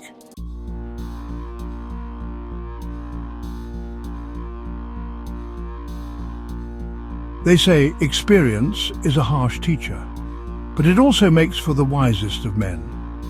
And in the world Joe Ligambi comes from, wisdom is a valuable currency. He's seen the rise and fall of empires, the changing tides of power. He understands the delicate dance between loyalty and ambition, between tradition and the need to adapt. So while the younger generation might hold the reins now, it's men like Joe who hold the maps, the ones who can see the pitfalls, the traps laid out for the unwary. And in a world as treacherous as theirs, sometimes a word of advice from the right man is all that stands between you and oblivion.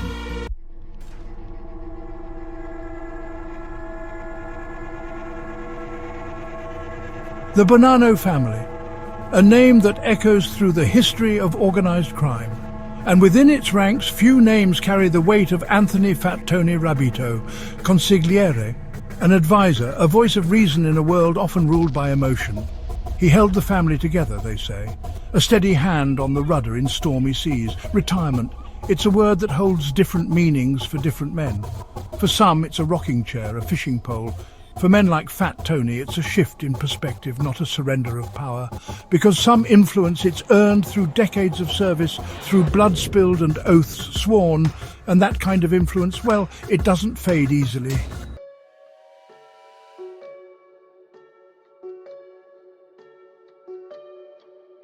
They say there's a difference between speaking and being heard.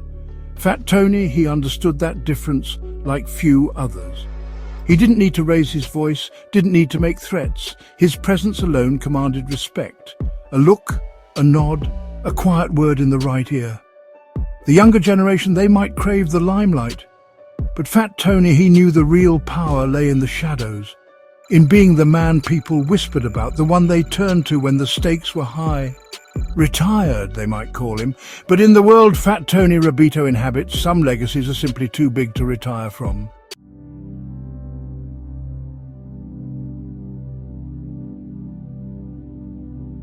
Now let's talk about Salvatore Sammy Catalano, a veteran capo in the Bonanno family. Sammy's a throwback, you see? A man who understands the old ways, the traditions that built this thing of theirs. He's not interested in flashy headlines or quick scores. Sammy's about the long game, the slow burn. He's got his hands in the usual pots.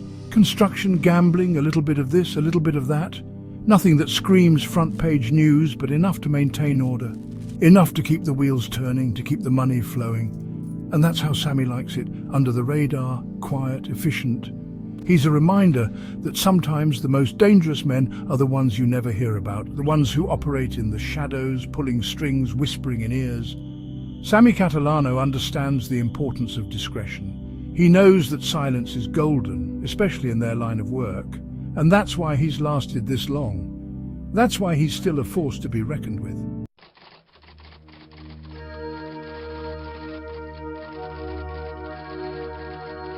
In a world where loyalty is fleeting and ambition often trumps reason, Sammy Catalano stands out.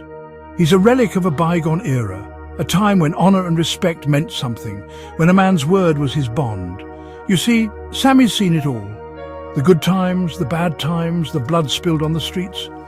He's witnessed firsthand the rise and fall of empires, the intoxicating allure of power, and the devastating consequences of greed. But through it all, he's remained steadfast, unwavering in his commitment to the old ways. He's a living testament to the enduring power of tradition, a symbol of continuity in a world consumed by change. The question is, for how long? How long can men like Sammy Catalano hold on? In a world obsessed with the new, is there still room for the old guard?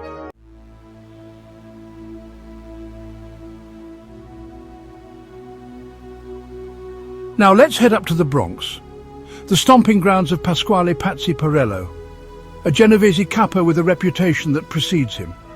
They say Patsy's got a grip on the Bronx like few others. He's a man who understands the streets, knows how to make things happen. Whether it's leaning on a debtor or silencing a rival, Patsy's got a knack for getting the job done. But Patsy's not just muscle, he's got a mind for business too. He understands that money talks, and he's not afraid to make a move when he sees an opportunity. Construction, gambling, you name it, Patsy's got his fingers in a lot of pies. And despite a little setback back in 2017, a conviction that would send most men running for the hills, Patsy's still a force to be reckoned with.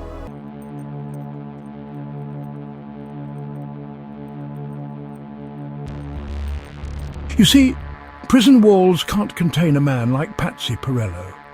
His influence extends far beyond those concrete walls and iron bars. He's got loyal men on the outside, guys who still answer to him, who respect his word. Word on the street is, Patsy's still calling the shots, still pulling the strings from his cell. He's a master chess player, maneuvering his pawns across the board, even from behind bars. He understands that power isn't about where you are, but who you know, who you control. And Patsy, well, he's got a lot of people under his thumb.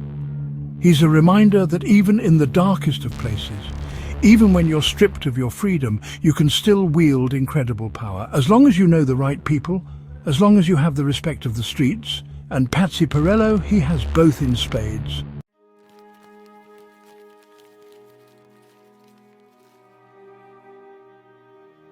And that, my friends, brings us to the end of our journey. We've walked the mean streets, rubbed shoulders with some of the most powerful and dangerous men in America. We've peered into the shadows and listened closely to the whispers of power. Thank you for watching Whispers of Power, The Final Wise Guys, a Mafia audio tale. Don't forget to subscribe for more videos on notorious figures in history. We've got stories to tell, secrets to uncover, and we're just getting started. And for those of you interested in showing your support, check out our Notorious clothing line. Click the link at the bottom of the screen. Every purchase helps us keep these stories alive. Until next time, stay curious and stay informed.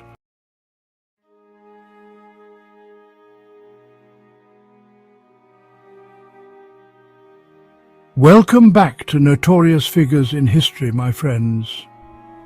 Today we journey to the shadowy corners of the past, where we whisper the names of men who lived by their own code, a code written in blood and ambition.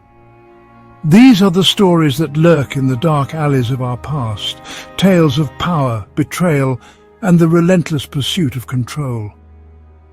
As we embark on this journey, imagine the dimly lit streets, the hushed conversations, and the ever-present tension that defined an era where the line between right and wrong was often blurred.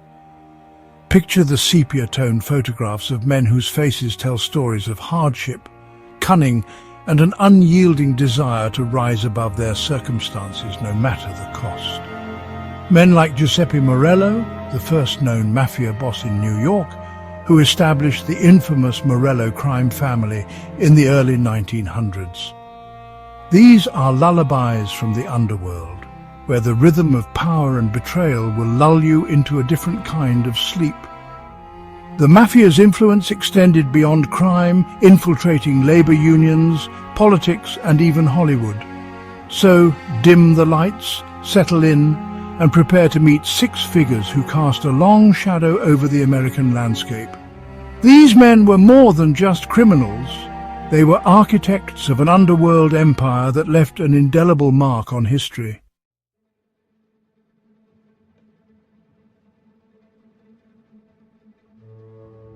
Our journey begins not on the mean streets of New York, but amidst the sun-drenched hills of Sicily, where a young man named Giuseppe Morello first drew breath. Sicily, an island rich in history and culture, has always been a land of contrasts. Its breathtaking landscapes, with rolling hills and fertile plains, stand in stark contrast to the harsh realities faced by its inhabitants. The island's beauty is undeniable, but so is its history of poverty and struggle. For centuries, the people of Sicily have toiled under the weight of economic hardship, political turmoil, and social strife. It is in this environment that Giuseppe Morello was born, a place where survival often depended on one's wits and resilience. Born in the small town of Corleone in 1867, Morello's early life was a far cry from the opulent world he would later inhabit. Corleone, a town that would later become infamous as the birthplace of many mafia figures, was then a modest village, its streets lined with simple homes and its people engaged in the back-breaking work of agriculture. The town's isolation and the rugged terrain surrounding it contributed to a sense of insularity and self-reliance among its residents. Life in Corleone was not easy, and the community was tightly knit, bound together by shared hardships and a common struggle for survival. These were humble beginnings, marked by the harsh realities of peasant life. The people of Corleone, like many in rural Sicily, lived a life of subsistence, their days filled with the toil of farming and the constant battle against poverty. The land was both a source of sustenance and a harsh taskmaster, demanding relentless labor for meager rewards. Families often struggled to make ends meet, and children were expected to contribute to the household from a young age. It was a life that required strength, determination, and a certain toughness of spirit. Even as a child, Morello possessed an air of quiet intensity. his gaze holding a hint of the ruthlessness that would come to define him. There was something about young Giuseppe that set him apart from his peers. Perhaps it was his keen intelligence, or maybe it was the early realization that life would not hand him anything on a silver platter. Whatever the reason, Morello's childhood was marked by a seriousness and a determination that hinted at the man he would become. He was not content to simply accept his lot in life. He was driven by a desire to rise above his circumstances, to carve out a better future for himself and his family. Life in Corleone was harsh, unforgiving, and Morello learned early on the importance of power, of commanding respect, even fear. In a place where resources were scarce and opportunities limited, power dynamics played a crucial role in daily life. The ability to command respect, to instill fear when necessary, was often the difference between survival and failure. Morello observed these dynamics closely, learning valuable lessons about human nature and the ways in which power could be wielded. These lessons would serve him well in the years to come as he navigated the treacherous waters of the criminal underworld. He carried himself with an aura of quiet menace, his gaze steady, unwavering. This demeanor was not just a facade. It was a reflection of the inner strength and resolve that had been forged in the crucible of his early experiences. Morello understood that in a world where weakness could be exploited, projecting an image of strength was essential. His intense gaze and stern demeanor were tools he used to navigate the complex social hierarchies of his community, tools that would later become invaluable in his rise to power. But fate, it seemed, had other plans for young Giuseppe. Despite the challenges he faced, or perhaps because of them, Morello was destined for a life far removed from the fields of Corleone.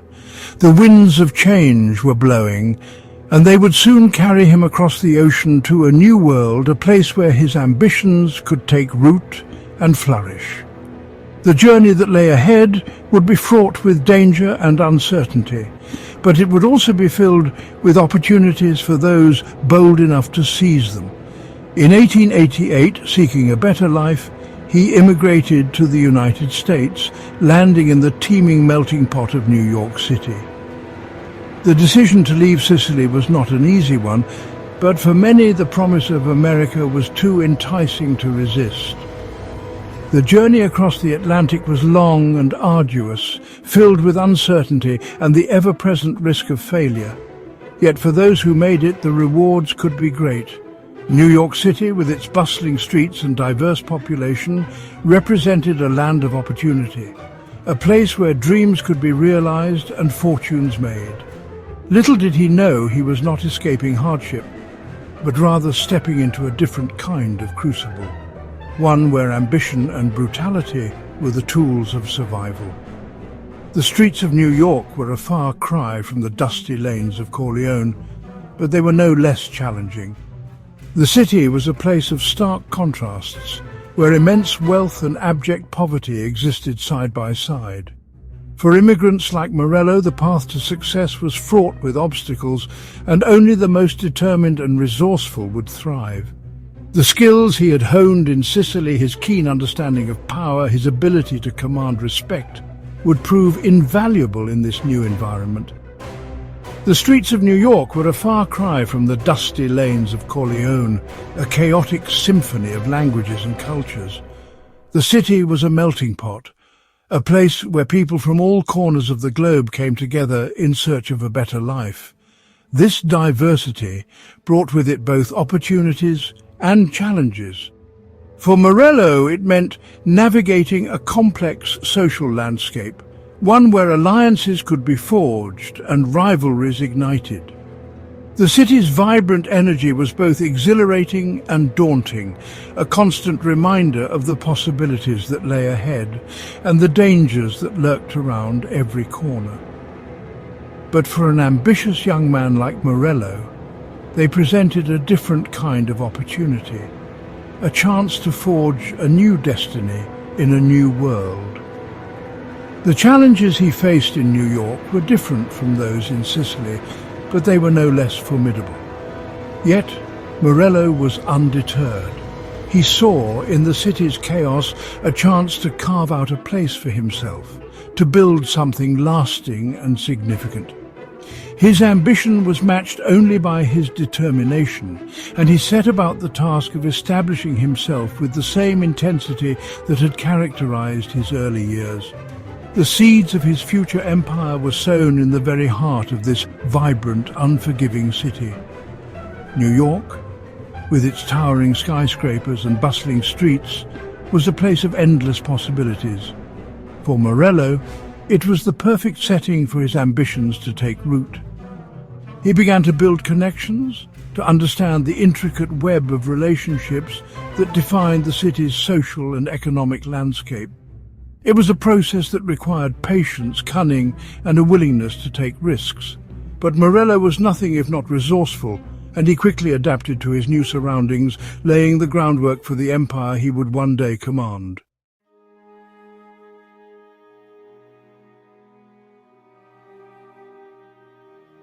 Our journey through the labyrinthine world of the Mafia takes us now from the fiery ambition of Giuseppe Morello to a man whose life played out in quieter, more calculated tones. This man, Angelo Bruno, was a figure who defied the typical image of a mafia boss. While many of his contemporaries were known for their ruthless tactics and violent methods, Bruno's approach was markedly different. He was a man who believed in the power of diplomacy and subtlety, a stark contrast to the brutal force often associated with organized crime. Angelo Bruno, known as the Gentle Don, was an anomaly in a world defined by violence and intimidation. His nickname, the Gentle Don, was not just a moniker, but a reflection of his unique approach to leadership within the Mafia. Unlike many of his peers who ruled with an iron fist, Bruno preferred to use his intellect and charm to navigate the treacherous waters of organized crime. He was a man who understood that true power often lay in the ability to influence and persuade rather than in the capacity to instill fear. Born in Villalba, Sicily in 1910, Bruno immigrated to the United States as a young boy, settling in Philadelphia, a city that would become both his kingdom and his undoing. The early 20th century was a time of great change and opportunity in America, especially for immigrants seeking a better life. For Bruno, Philadelphia was a land of promise, a place where he could build his empire. The city's bustling streets and diverse population provided the perfect backdrop for his rise to power. However, it was also a city fraught with danger and competition, where only the shrewdest could survive and thrive. Unlike the fiery Morello, Bruno was a man of quiet reserve, a pragmatist who understood that true power lay not in brute force, but in subtle manipulation. His demeanor was calm and composed, a stark contrast to the often volatile personalities of other mafia leaders. Bruno's ability to remain unflappable in the face of adversity earned him the respect and loyalty of his associates. He was a master strategist, always thinking several steps ahead, and his decisions were guided by a keen understanding of human nature and the intricate dynamics of power. He was a man of contradictions, a devout Catholic who presided over an empire built on sin. This duality was a defining feature of Bruno's character. On one hand, he was deeply religious, attending church regularly and adhering to the moral teachings of his faith. On the other hand, he was the head of a criminal organization involved in activities that were in direct opposition to those teachings. This paradoxical existence was something Bruno managed with remarkable skill, compartmentalizing his life in a way that allowed him to reconcile these opposing facets of his identity. He valued education and instilled in his children the importance of legitimacy, all while orchestrating elaborate criminal enterprises. Bruno's commitment to his family's future was unwavering. He believed that education was the key to a better life and ensured that his children had access to the best opportunities available. Despite his involvement in illegal activities, He wanted his family to be seen as respectable members of society. This desire for legitimacy extended beyond his immediate family. Bruno often sought to present a veneer of respectability in his public dealings, carefully crafting an image that belied the true nature of his operations. Angelo Bruno was a study in contrasts, a man who navigated the treacherous waters of the Mafia with a quiet hand and a shrewd mind. His leadership style was characterized by a blend of patience, intelligence, and an uncanny ability to read people. Bruno's approach to conflict resolution was often diplomatic. He preferred to negotiate and find mutually beneficial solutions rather than resorting to violence. This method not only helped him maintain peace within his own ranks, but also earned him a reputation as a fair and reasonable leader among rival factions. His story offers a glimpse into a different side of organized crime, one where diplomacy and discretion often triumphed over brute force. Bruno's legacy is a testament to the power of strategic thinking and the importance of maintaining a calm and composed demeanor in the face of adversity. His life serves as a reminder that even in a world as ruthless as the Mafia, there is room for intelligence, patience, and a touch of humanity. Through his unique approach, Angelo Bruno left an indelible mark on the history of organized crime, showing that sometimes the quietest voices can have the most profound impact. Bruno's reign came to a tragic end in 1980 when he was assassinated, a stark reminder of the ever-present dangers in the world he navigated so skillfully.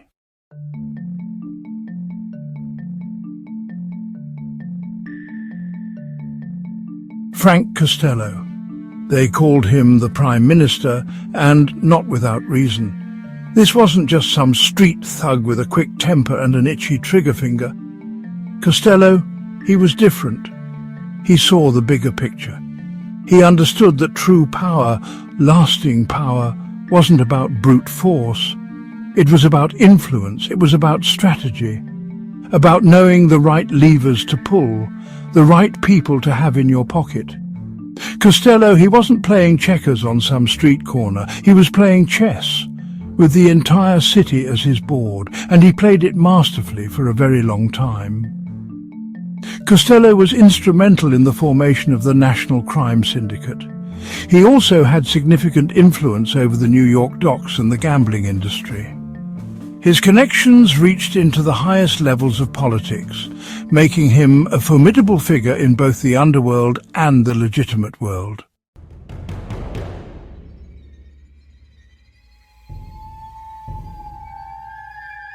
Vito Genovese, a name whispered in fear, a name synonymous with ruthlessness and ambition. They called him the Don's Don, and he ruled his empire with an iron fist. Genovese was a different breed of mobster, a man driven by an insatiable hunger for power, a man who wouldn't hesitate to eliminate anyone who stood in his way. His story is a cautionary tale, a stark reminder that the pursuit of power, unchecked by conscience or morality, can lead to a dark and dangerous place. Genovese was instrumental in the rise of the American Mafia, orchestrating numerous criminal activities from drug trafficking to extortion. His influence extended beyond the underworld, reaching into politics and business. Yet, his reign was marked by violence and betrayal, a legacy that still haunts the Mafia today.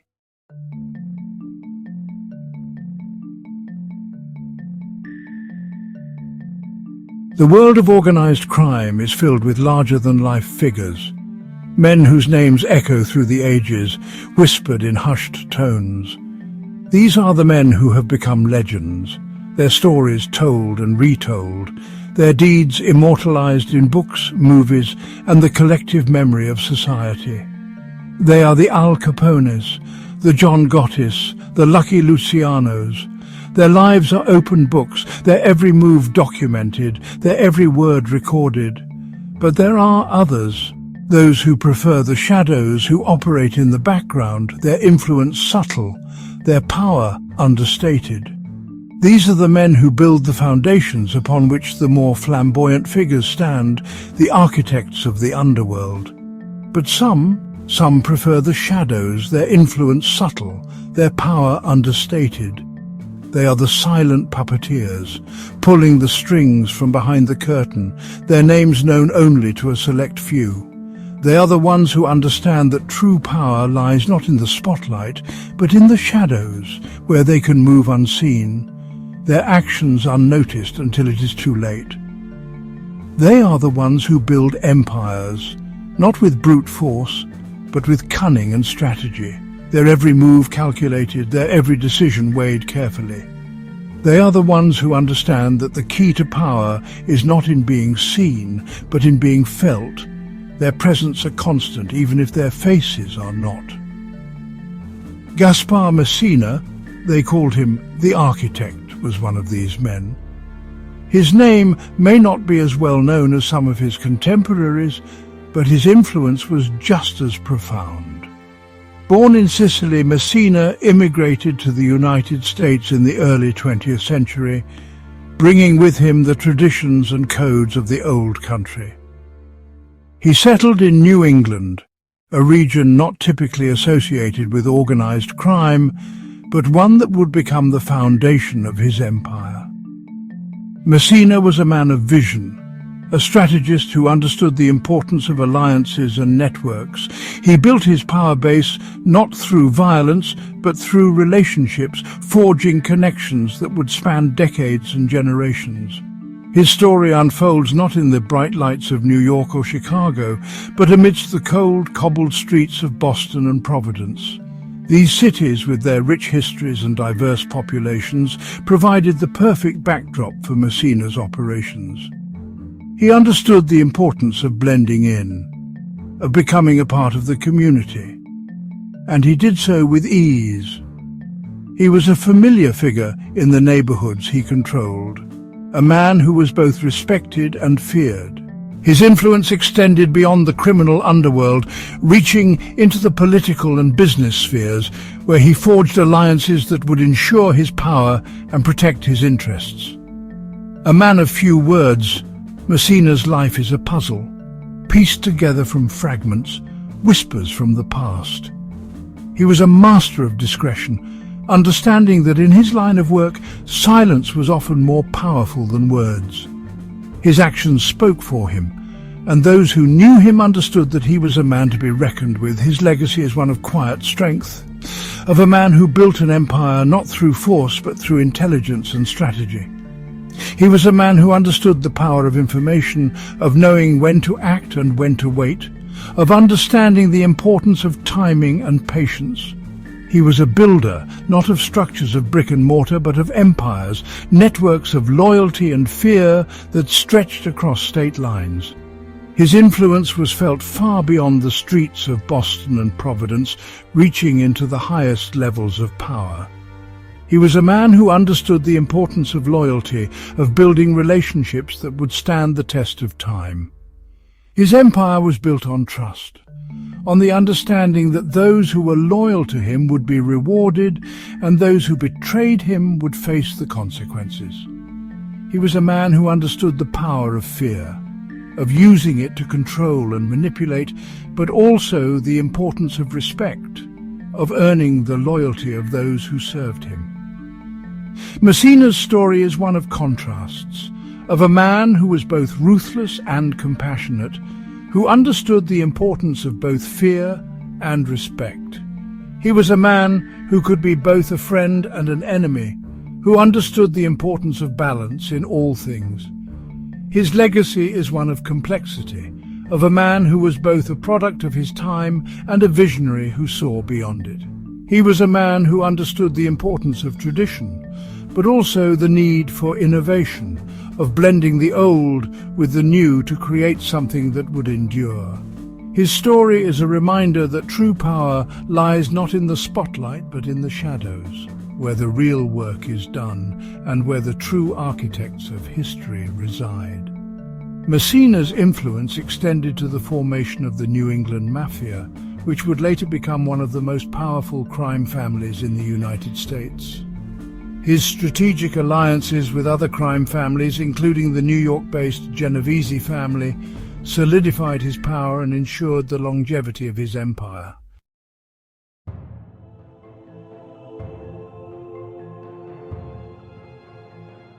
The world of organized crime, a dangerous dance of ambition and treachery, is one that has fascinated and horrified people for generations. It is a world where the stakes are high and the players are willing to risk everything for a taste of power. The story of John Nardy is a stark reminder of the dangers that come with the pursuit of power in the criminal underworld. Nardy, a rising star in the northeast underworld, possessed a sharp mind and a ruthless streak. He navigated the treacherous waters of organized crime with an ambition that knew no bounds. Nardy's involvement in the infamous Cleveland Mafia War of the 1970s, a brutal conflict that claimed many lives, further exemplifies the perilous nature of his world. His alliances with notorious figures like Danny Green, a fellow mobster, only added to the volatility of his position. Nardy's influence extended beyond mere violence. He was known for his ability to broker deals and navigate the complex web of criminal enterprises. His operations included gambling, loan sharking, and labor racketeering, making him a significant figure in the underworld. Despite his cunning and strategic mind, Nardy's ambition ultimately led to his downfall. His life serves as a stark reminder that in the world of organized crime, the price of power is often paid in blood.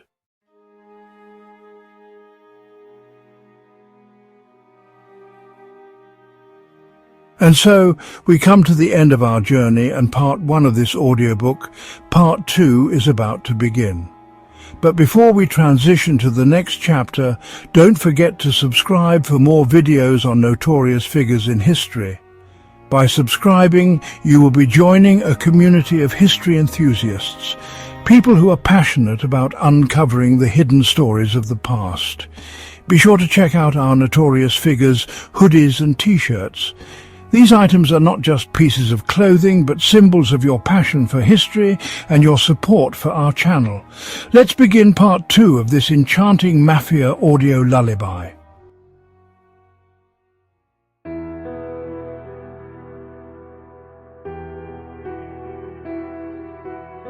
The American Mafia, a secret society, a criminal enterprise.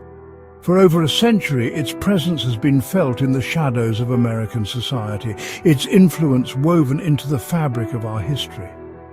From the bustling streets of New York City to the sun-drenched avenues of Las Vegas, the Mafia's grip on power, wealth and violence has captivated the public imagination. This is the story of their rise, their reign, and their enduring legacy. We delve into the dark heart of organized crime, exploring the intricate network of power, loyalty, and betrayal that defined the American Mafia. Through this audio tale, we journey through time together. Now subscribe in good faith and get ready to journey into the underbelly of America, where power was absolute and loyalty could be bought and sold with the pull of a trigger. This is not just a tale of gangsters and violence, it's a reflection of American society itself. The Mafia's rise mirrored the nation's own tumultuous journey through the 20th century, intertwined with periods of economic boom and bust, social upheaval and political corruption. By understanding the Mafia, we gain a deeper understanding of our own past, confronting the forces that have shaped the nation we know today. Prepare yourself for a journey into the heart of darkness, where the lines between right and wrong blur and the pursuit of power knows no bounds. This is the true story of the American Mafia.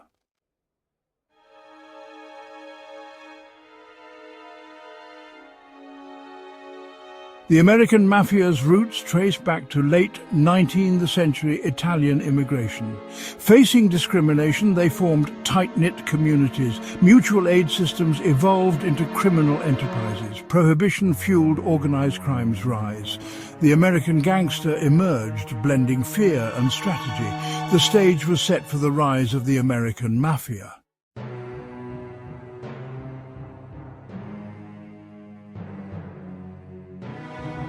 To truly understand the American Mafia, one must look back to its Sicilian origins. The Mafia, as it was known in Sicily, was not just a criminal organization.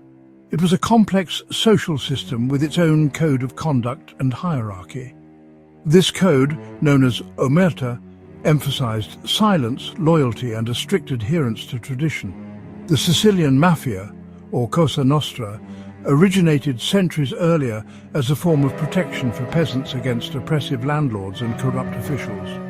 Over time, it evolved into a powerful force, wielding influence over local economies and even politics. This blend of criminal enterprise, social control, and cultural identity would profoundly shape the American Mafia.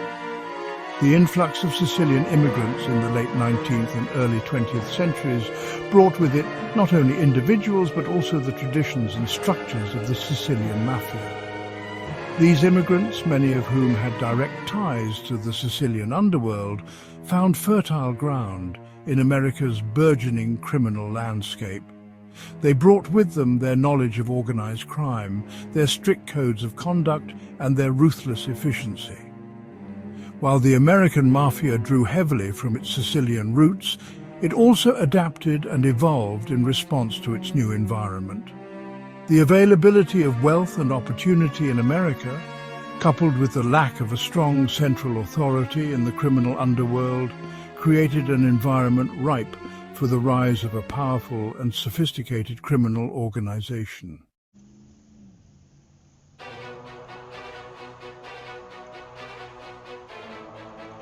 By the 1930s, the American Mafia had solidified its grip on the criminal underworld, particularly in New York City. A pivotal moment in this transformation was the Castellamarese War, a bloody power struggle that reshaped the landscape of organized crime. From the ashes of this conflict emerged a new order, one dominated by 5 powerful families: Bonanno, Colombo, Gambino, Genovese, and Lucchese. These 5 families, each named after its ruling boss, divided control of New York City's underworld, establishing a complex system of territories, rackets, and alliances. This structure, with its emphasis on hierarchy, discipline, and a strict code of conduct, proved remarkably resilient, providing a framework for the Mafia's operations for decades to come. The 5 families were not merely criminal gangs, they were sophisticated enterprises, each with its own areas of specialization and influence. Their activities extended far beyond traditional rackets like gambling and loan sharking, infiltrating legitimate businesses, labor unions, and even Wall Street. This ability to corrupt and co-opt institutions at the heart of American society would become a hallmark of the Mafia's power. The rise of the 5 families marked a turning point in the history of the American Mafia. They transformed a loose network of criminal gangs into a highly organized and ruthlessly efficient criminal empire. Their reign of power would last for decades, leaving an indelible mark on the American consciousness and shaping the public perception of organized crime for generations to come.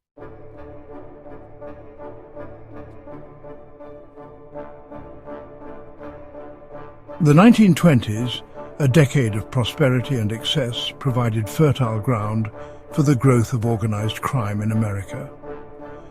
The passage of Prohibition in 1920, intended to curb alcohol consumption, had the opposite effect, creating a vast black market for liquor. This illicit trade, controlled by ruthless gangs, generated immense profits, fueling the rise of powerful criminal organizations. The demand for illegal alcohol was insatiable, and the Mafia, with its established networks and ruthless efficiency, was quick to capitalize. Speakeasies, clandestine bars operating outside the law, sprung up in cities across the country, becoming hubs for gambling, prostitution and other vices. These establishments, often protected by corrupt officials, provided the Mafia with a steady stream of revenue and a veneer of respectability. The competition for control of this lucrative trade was fierce, leading to violent turf wars between rival gangs. The streets of major cities became battlegrounds, with shootouts and bombings a regular occurrence. The violence escalated throughout the decade, reaching a fever pitch in the late 1920s, with the rise of notorious gangsters like Al Capone in Chicago. Al Capone, known as Scarface, rose to prominence during this era, becoming a symbol of the gangster era. His ruthlessness, business acumen, and flamboyant lifestyle captivated the public imagination, even as his criminal empire left a trail of blood and corruption in its wake. Capone's Chicago outfit, built on bootlegging, gambling, and intimidation, became a model for other aspiring mobsters.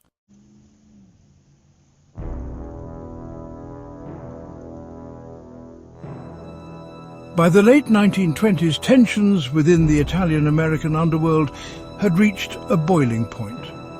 Two factions, one led by the aging boss of bosses Joe Masseria and the other by the ambitious Salvatore Maranzano, clashed in a brutal power struggle that would become known as the Castellamarese War. This conflict, named after Maranzano's Sicilian hometown, would reshape the landscape of organized crime in America. The Castellamarese War was a bloody affair, marked by assassinations, betrayals, and shifting alliances. Both sides fought for control of lucrative rackets, with the streets of New York City transformed into battlegrounds. The war raged for over a year, claiming the lives of dozens of gangsters, including many innocent bystanders caught in the crossfire.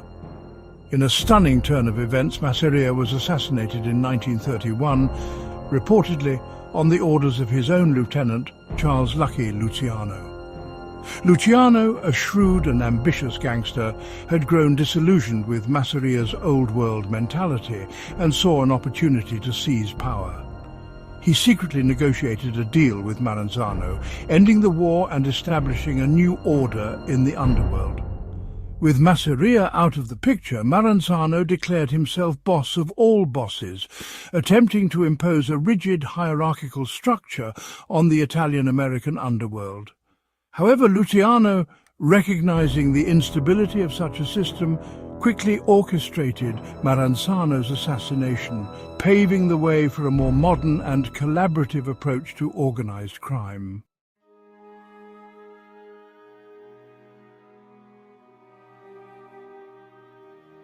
Following the Castellamarese War, Lucky Luciano, recognizing the need for stability and order within the underworld, established the Commission. This council, composed of the heads of the most powerful mafia families, aimed to prevent future conflicts and maintain a balance of power within organized crime. The Commission, a testament to Luciano's strategic brilliance, served as a forum for resolving disputes, mediating territorial claims, and regulating criminal activities. It provided a mechanism for cooperation and conflict resolution, ensuring that the Mafia's vast criminal empire could operate with a degree of order and efficiency.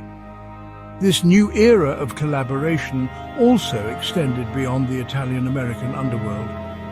Luciano, recognizing the potential for greater profits and influence, forged alliances with Jewish and Irish gangsters, breaking down traditional ethnic barriers within organized crime. This move, while controversial, proved highly effective, expanding the Mafia's reach and influence. The establishment of the Commission marked a turning point in the history of the American Mafia. It ushered in an era of unprecedented cooperation and stability, transforming a loose network of criminal gangs into a highly organized and ruthlessly efficient criminal enterprise. This new order, however, would face challenges in the years to come, tested by internal power struggles, law enforcement crackdowns, and the changing social landscape of America.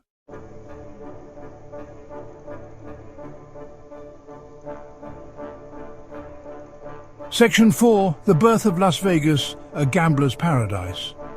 The American Mafia saw an opportunity in Las Vegas, a dusty desert town with legal gambling. Mob money transformed it into a glittering paradise. Bugsy Siegel's Flamingo Hotel set new standards, attracting celebrities and high rollers. The Mafia's investment proved incredibly lucrative. Law enforcement began to crack down on illegal activities. The battle for control of Las Vegas would shape the city's destiny.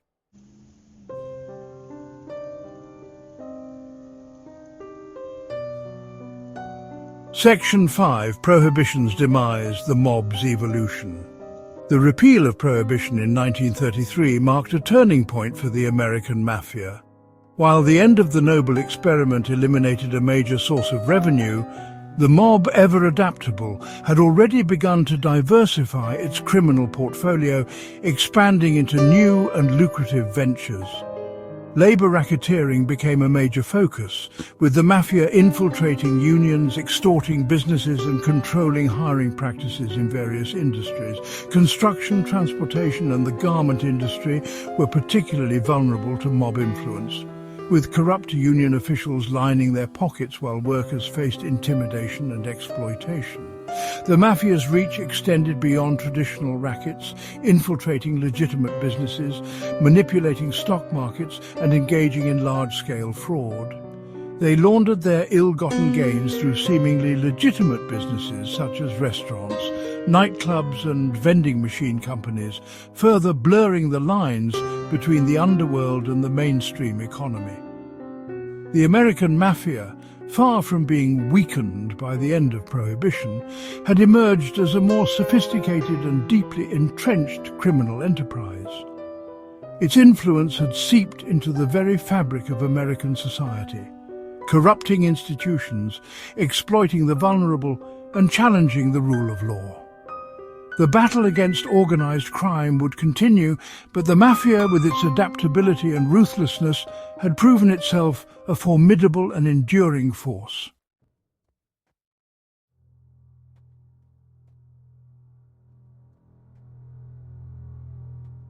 Section 1. The mob goes Hollywood, glamour and greed collide. The allure of Hollywood, with its glamour, wealth and proximity to power, proved irresistible to the American Mafia.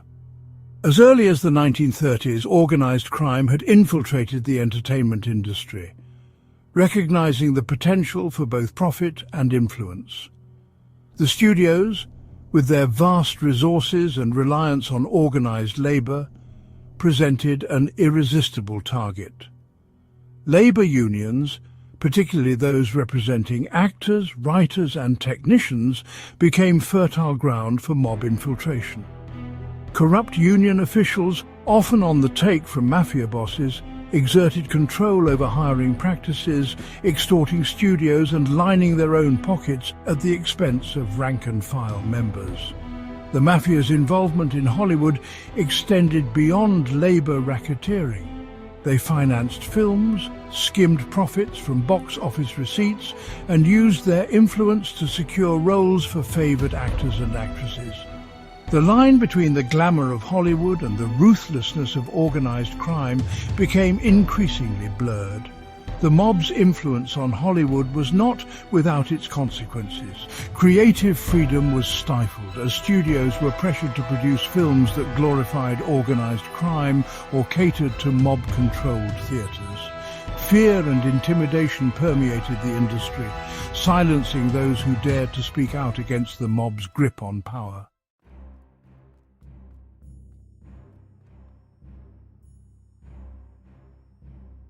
On November 14, 1957, a routine traffic stop in upstate New York exposed a clandestine Mafia gathering. The Appalachin meeting changed public perception of organized crime and increased law enforcement scrutiny. Hosted by Joseph Barbara, it was meant to discuss mob business. Over 100 mafiosi attended, but their presence drew suspicion. Sergeant Edgar Croswell investigated, leading to a raid and national headlines. The Appalachin meeting exposed the Mafia's inner workings and shattered its invisibility.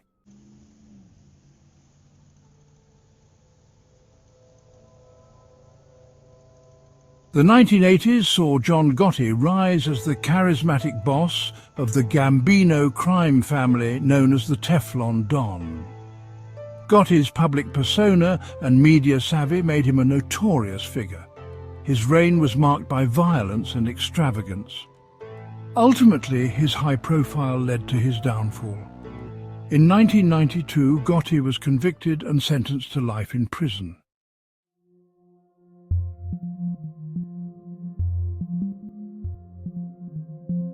For decades, the Mafia's code of silence, Omertà, had shielded its members from prosecution.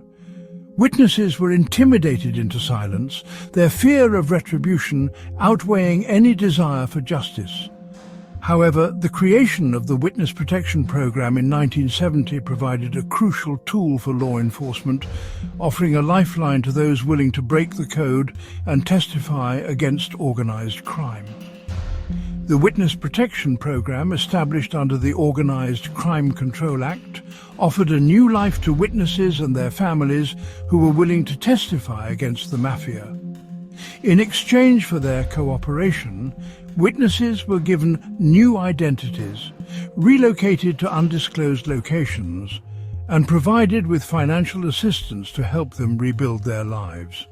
The program, while not without its challenges and controversies, proved remarkably effective in breaking the Mafia's grip on witnesses. Fear, once a powerful deterrent, began to dissipate as mobsters realized that even the most deeply entrenched criminal enterprises were vulnerable to the testimony of those who had once pledged their loyalty. The Witness Protection Program marked a turning point in the fight against organized crime. It empowered those who had been silenced by fear, providing them with a voice and a chance at a new life. The Mafia, once seemingly untouchable, now faced the prospect of its own members turning against it, their testimony unraveling the intricate web of secrecy that had long protected them.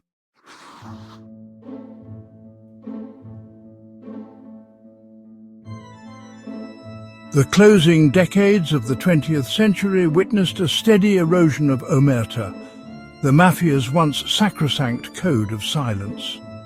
A confluence of factors contributed to this decline, including aggressive law enforcement tactics, the emergence of high-profile informants, and a growing public disillusionment with organized crime. Law enforcement agencies, armed with new tools and tactics such as the Racketeer Influenced and Corrupt Organizations Act, or RICO, stepped up their efforts to dismantle the Mafia. RICO, passed in 1970, provided prosecutors with a powerful weapon, allowing them to target the financial infrastructure of criminal enterprises and to prosecute individuals for a pattern of criminal activity rather than just isolated offences. The emergence of high-profile informants, such as Sammy the Bull Gravano, a former underboss in the Gambino crime family, dealt a further blow to the Mafia's code of silence. Gravano's testimony, which led to the conviction of John Gotti, shattered the myth of Omertà, demonstrating that even the most trusted members of the Mafia were willing to break ranks to save themselves. The decline of Omertà had a profound impact on the American Mafia. Prosecutions became more frequent and successful, convictions were secured against high-ranking mobsters, and the Mafia's grip on power began to weaken. The once seemingly impregnable wall of silence had crumbled, exposing the inner workings of organized crime and paving the way for a new era of law enforcement dominance.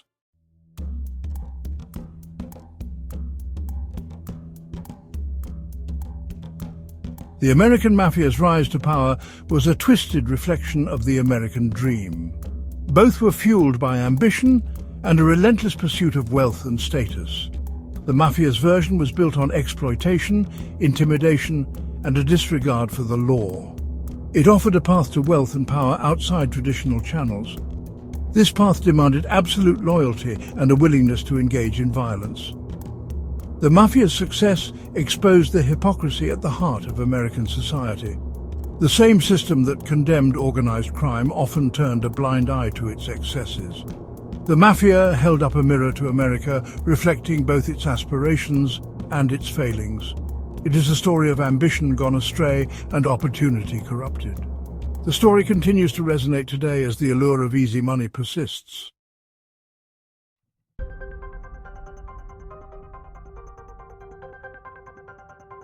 The post-World War II era saw the American Mafia embroiled in a new and even more destructive criminal enterprise, the drug trade. The lure of vast profits proved too strong to resist. The drug trade transformed the Mafia's operations, bringing unprecedented wealth but also increased violence. The rise of a youth counterculture and the availability of heroin and cocaine facilitated this shift. Heroin became a major source of revenue, fueling a nationwide epidemic of addiction. The Mafia's involvement devastated communities, increasing crime and overwhelming social services. The war on drugs? In the 1970s targeted organized crime, leading to high-profile arrests and asset seizures.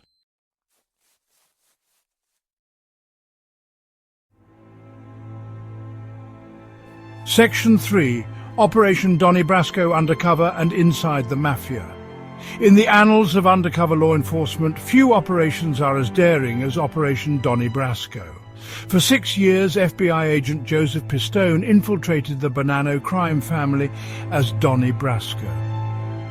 Pistone's journey began in 1976, adopting the persona of a jewel thief. He gained the trust of mobsters, becoming a trusted associate of Dominic "Sonny Black" Napolitano. Pistone documented the Mafia's activities, including extortion and illegal gambling. He gathered evidence that led to the conviction of dozens of mafiosi. Pistone's work came at a tremendous personal cost. He lived a double life, and his family endured years of fear. When his identity was revealed in 1981, it sent shockwaves through the Mafia. Operation Donnie Brasco was a watershed moment in the fight against organized crime. It provided law enforcement with an unprecedented glimpse into the Mafia's structure. It demonstrated the effectiveness of undercover work in penetrating criminal organizations.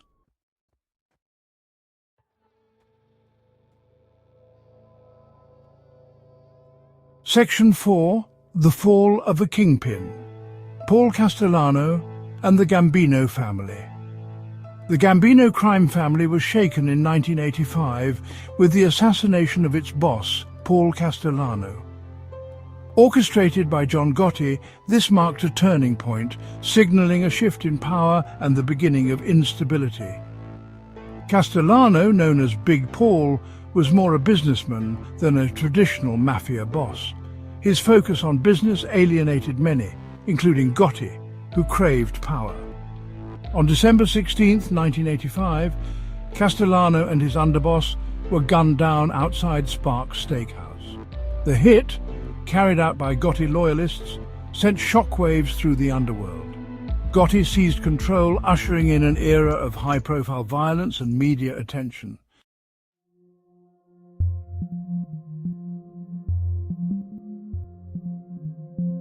Section 5. The Rise of New Blood, the Changing Face of Organized Crime. The late 20th and early 21st centuries saw new, ruthless organizations challenge the Italian-American Mafia. Globalization and immigration created opportunities for these new criminal enterprises. Russian organized crime gained a foothold in the US after the Soviet Union's collapse. Known for brutality and cybercrime, they became a formidable force. Asian groups like Triads and Yakuza expanded in the US, focusing on drugs and smuggling. Their strict codes made them hard to penetrate. The rise of new groups and the Mafia's decline signaled a new era. The underworld became more diverse and violent. Law enforcement adapted with international cooperation and technology.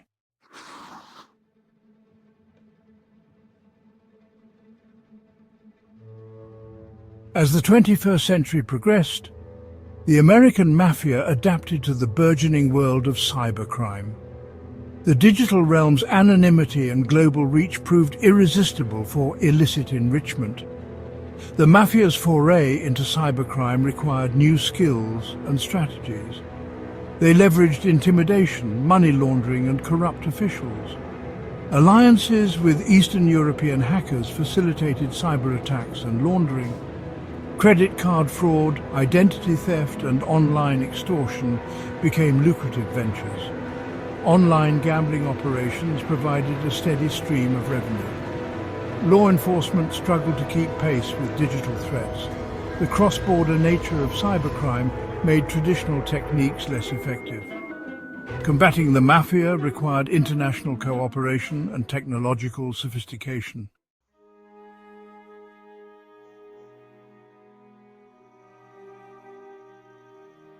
The Mafia infiltrated various sectors, from construction to Wall Street, using corruption and violence to secure profits.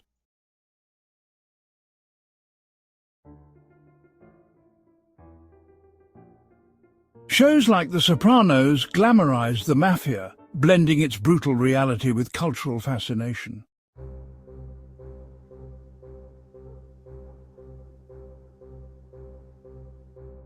Post 9/11, the Mafia became a secondary threat as law enforcement focused on terrorism.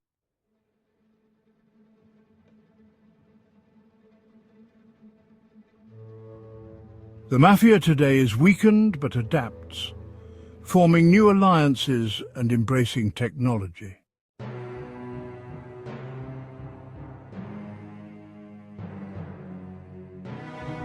The Mafia now collaborates with global crime syndicates, navigating a complex criminal landscape.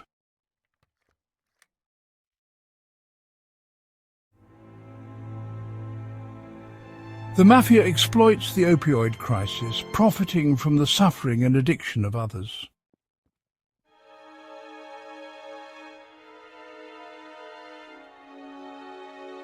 The Mafia's adaptability ensures it remains a persistent, evolving threat.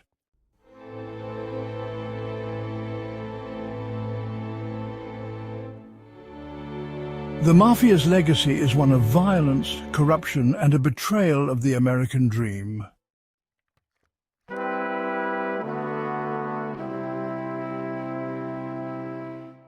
The Mafia's story is a cautionary tale of power, corruption, and the ongoing fight for justice.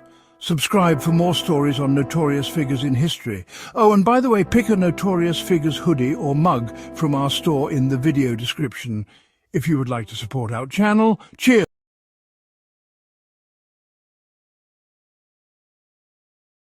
Welcome back to Notorious Figures in History. Some of you know me, and in case you didn't, I'm Mikey Bobuno, your host. In this dark audio tale, we explore the wonderful and fascinating crime of hacking and Kevin Mitnick, the most wanted hacker in history. Now, before we get started on this journey to the past, we ask that you consider subscribing as a token of friendship before we begin our journey. Now, let's begin our story. Thank you, Mikey Bobuno, for your timeless and heartfelt introduction as always. Now, let's begin this true crime story. History is a tapestry woven with threads of triumph and tragedy. It's a chronicle of remarkable individuals who leave their mark on the world. Some become icons, others descend into notoriety. This is the story of Kevin Mitnick, the most hunted hacker of his time.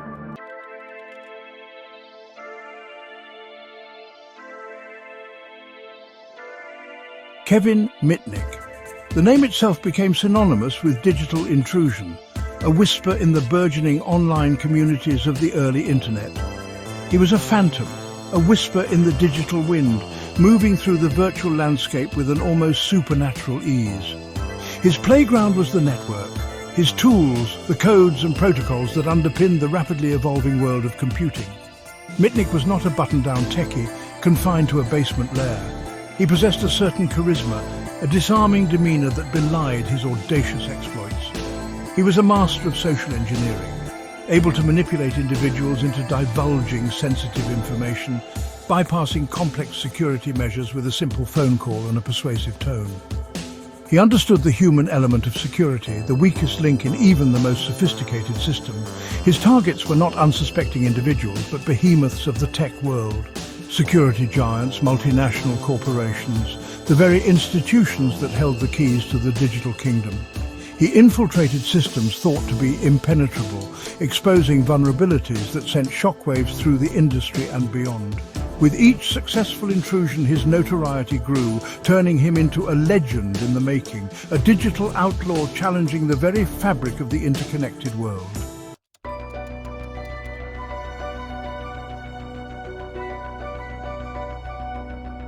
Mitnick's rise coincided with a time of immense technological change. The dawn of the internet was upon us, and with it a new frontier emerged. It was a realm of boundless potential, where information flowed freely and the lines between the physical and digital worlds blurred. But like any frontier, it was also a lawless place, rife with opportunity and fraught with danger. The rules were still being written, and into this void stepped a new breed of outlaw, the hacker. Driven by curiosity, a thirst for knowledge and a desire to test the limits of what was possible, these digital explorers ventured into the uncharted territories of cyberspace. Some were motivated by mischief, others by a desire to expose vulnerabilities and make the digital world a safer place. But for some, like Mitnick, the allure of the challenge, the thrill of the chase, and the intoxicating power of breaching the seemingly impenetrable proved irresistible. His exploits captivated the public imagination, turning him into a folk hero to some and a dangerous criminal to others. He became a symbol of a new era, one where the battle lines were drawn not on land or sea, but in the ethereal realm of cyberspace. His story is a cautionary tale, a reminder that in an increasingly interconnected world, the line between right and wrong, between innovation and transgression, can be razor thin.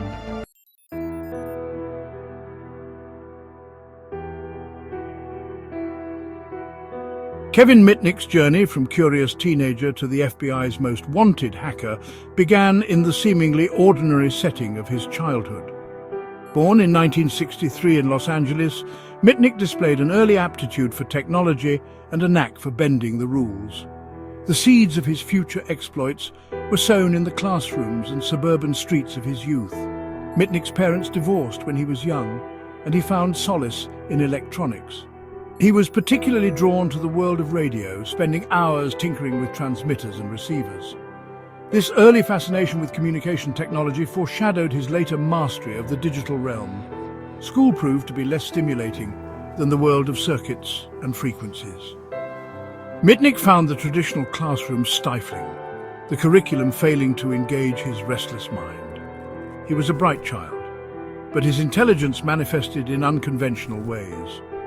It was within this environment that Mitnick's rebellious streak began to emerge. He discovered a thrill in outsmarting the system, circumventing rules he found arbitrary. This rebellious spirit, coupled with his technical skills, found an outlet in computer hacking. What began as harmless pranks evolved into serious exploits, setting him on a collision course with the law.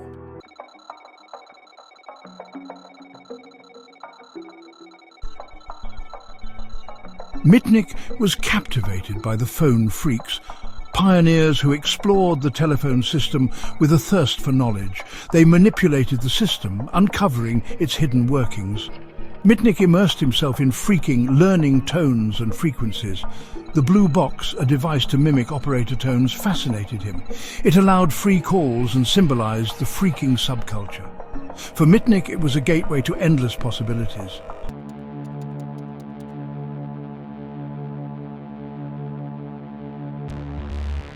As computing evolved, so did Mitnick's ambitions. He transitioned from phone freaking to computer hacking, drawn by greater challenges and the power of breaching digital fortresses. His early targets were smaller systems, fertile ground for his skills. he gained unauthorized access to Digital Equipment Corporation's network. Using technical prowess and social engineering, Mitnick penetrated DC's defenses. This success fueled his confidence for more daring intrusions. He targeted university systems, honing his skills in password cracking and network navigation. Mitnick left little evidence of his digital trespass. Word of his exploits spread, solidifying his reputation. He exploited technical and human vulnerabilities using social engineering. His early successes had consequences. Authorities began to take an interest in Mitnick.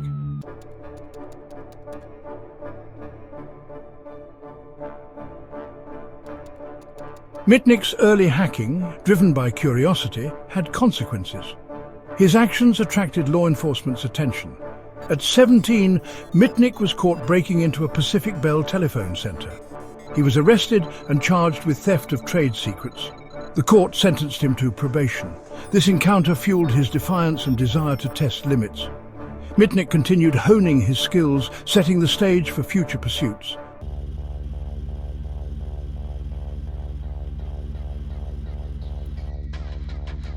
The early 1980s marked a pivotal period in computing. Personal computers were becoming commonplace, and the internet was connecting universities and tech companies. For Kevin Mitnick, this digital landscape was a playground for exploration and exploitation. His early encounters with the law fueled his desire to push boundaries. Mitnick honed his skills, driven by curiosity and a sense of invincibility. His targets were universities and tech companies rich with information. Mitnick saw these as puzzles to solve, showcasing his technical prowess. He exploited both technical vulnerabilities and human weaknesses. A master of social engineering, he manipulated individuals with ease. Mitnick's tools included phone calls, fabricated stories, and crafted personas.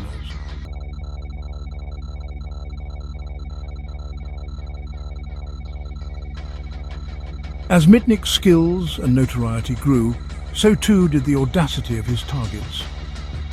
In 1989, he set his sights on Santa Cruz Operation, a software company based in California that specialized in Unix operating systems. SCO was a major player in the tech industry at the time, and its systems housed valuable intellectual property, including source code for its Unix operating system, a highly sought-after commodity in the world of software development. Mitnick's intrusion into SCO's systems was a meticulously planned and executed operation, a testament to his growing technical sophistication. He exploited a vulnerability in SCO's network security, gaining unauthorized access to their servers and making off with a treasure trove of sensitive data, including source code, internal documents, and customer information.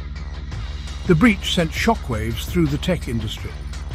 SCO was a respected and well-protected company, and the fact that Mitnick had been able to penetrate their defenses so effortlessly raised serious concerns about the vulnerability of computer systems and the growing threat posed by hackers. For Mitnick, the SCO hack was a major coup, solidifying his reputation as one of the most skilled and audacious hackers in the world. It also marked a turning point in his relationship with law enforcement. The FBI, now taking a keen interest in Mitnick's activities, launched a full-scale investigation, determined to bring the elusive hacker to justice.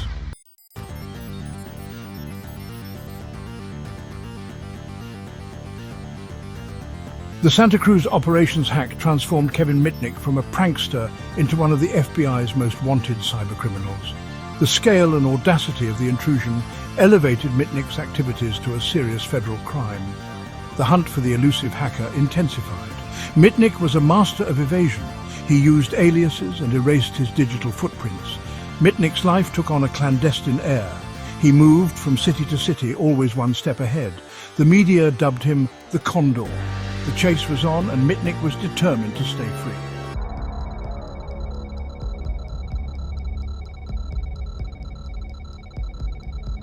Central to Mitnick's ability to evade capture for so long was his mastery of the digital realm. He understood the intricacies of computer networks, the vulnerabilities that could be exploited, and the techniques for covering one's tracks in the ethereal world of cyberspace. He was a phantom in the machine, able to move through networks undetected, leaving behind little more than a whisper of his presence. One of Mitnick's key strategies was the use of what became known as Mitnick's triangle. This technique involved compromising three interconnected systems: a target system, a system with valuable information, and a system used for launching attacks. By bouncing his connections through these multiple systems, Mitnick could obscure his true location, making it extremely difficult for investigators to trace his movements. He was also adept at exploiting vulnerabilities in telephone systems, using his knowledge of phone phreaking to reroute calls, mask his caller ID, and even eavesdrop on conversations. Mitnick's ability to disappear into the digital ether, to become a ghost in the machine, frustrated law enforcement and fueled his legend. He became a symbol of a new breed of criminal, one who operated not in the shadows of the physical world, but in the ethereal realm of cyberspace. Traditional law enforcement tactics were often ineffective against him.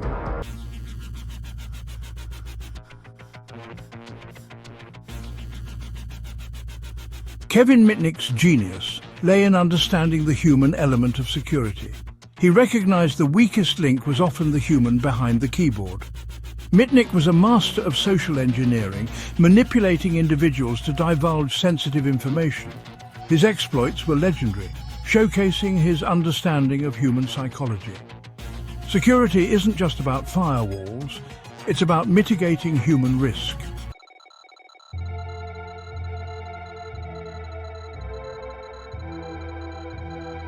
As Kevin Mitnick's exploits grew bolder, public opinion became divided. Some saw him as a menace, others as a folk hero. Mitnick claimed he never exploited systems for personal gain. He portrayed himself as a digital David battling Goliaths. His victims argued he was a common criminal. The debate over Mitnick's true nature raged on. Was he a dangerous criminal or a misunderstood genius?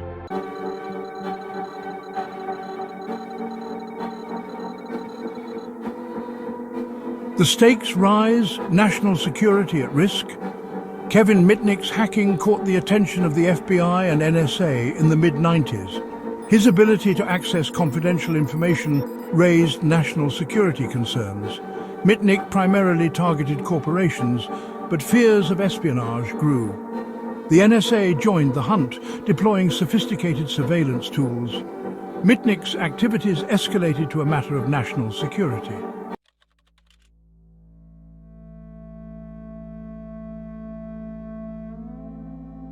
The game-changer Tsutomu Shimomura enters the fray. The pursuit of Kevin Mitnick took another unexpected turn with the arrival of a new player on the scene, Tsutomu Shimomura, a renowned computer security expert and physicist. Shimomura, a brilliant but unassuming figure, worked at the San Diego Supercomputer Center, one of the institutions targeted by Mitnick in his relentless pursuit of digital trophies. Unlike the FBI agents tasked with apprehending Mitnick, Shimomura understood the hacker's mindset. He spoke Mitnick's language, thought like Mitnick thought, and was intimately familiar with the tools and techniques of the digital underworld. This deep understanding of the hacker's craft would prove invaluable in the hunt for Mitnick. Shimomura, outraged by Mitnick's intrusion into his employer's systems and the theft of his personal files, made it his personal mission to bring the hacker to justice. He teamed up with the FBI, lending his technical expertise and his unique insight into the mind of his quarry. Shimomura's involvement in the case was a game-changer. He was able to anticipate Mitnick's moves, decipher his cryptic messages, and track his movements through the digital labyrinth. He became Mitnick's digital nemesis, a worthy adversary in the high-stakes game of cat and mouse that was playing out across the vast expanse of cyberspace.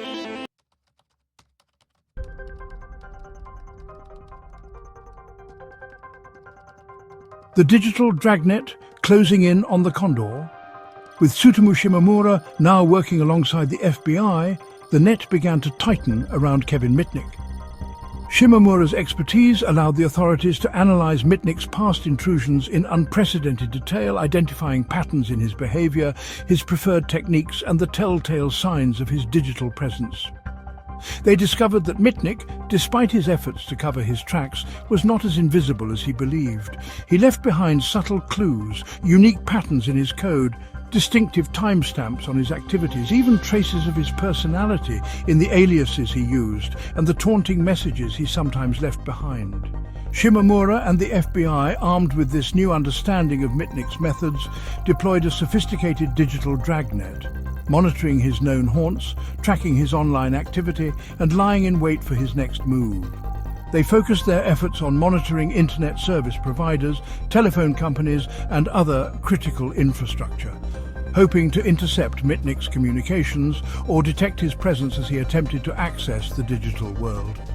The pressure on Mitnick mounted with each passing day.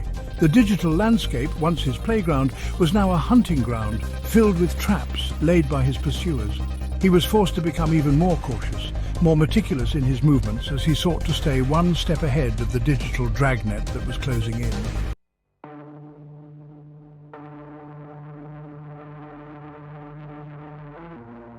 Section 5, Payphones and Parking Lots, a cat-and-mouse chase.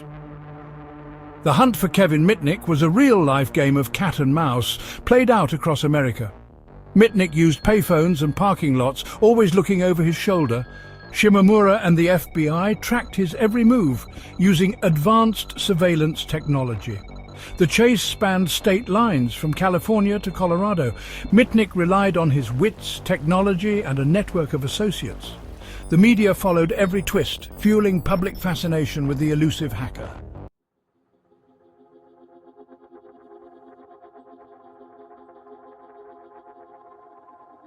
Section 1. The Carolina Hideout. A moment of vulnerability. By late 1994, the relentless pressure of life on the run was taking its toll on Kevin Mitnick. Exhaustion and paranoia had set in. He was a ghost in the machine, constantly looking over his shoulder.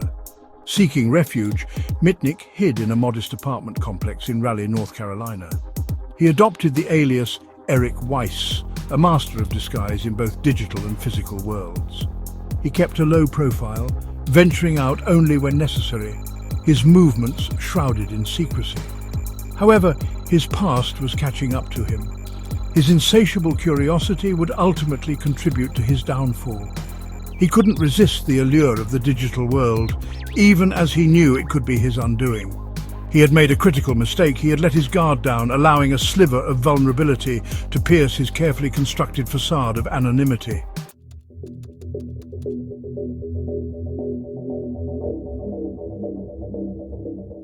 Section 2. The Signal in the Night, a digital trail unravels. While Mitnick lay hidden, Shimomura and the FBI continued their relentless pursuit. Shimomura, adept at anticipating Mitnick's moves, recognized the digital fingerprints that betrayed his presence. They monitored networks, setting traps with digital bait.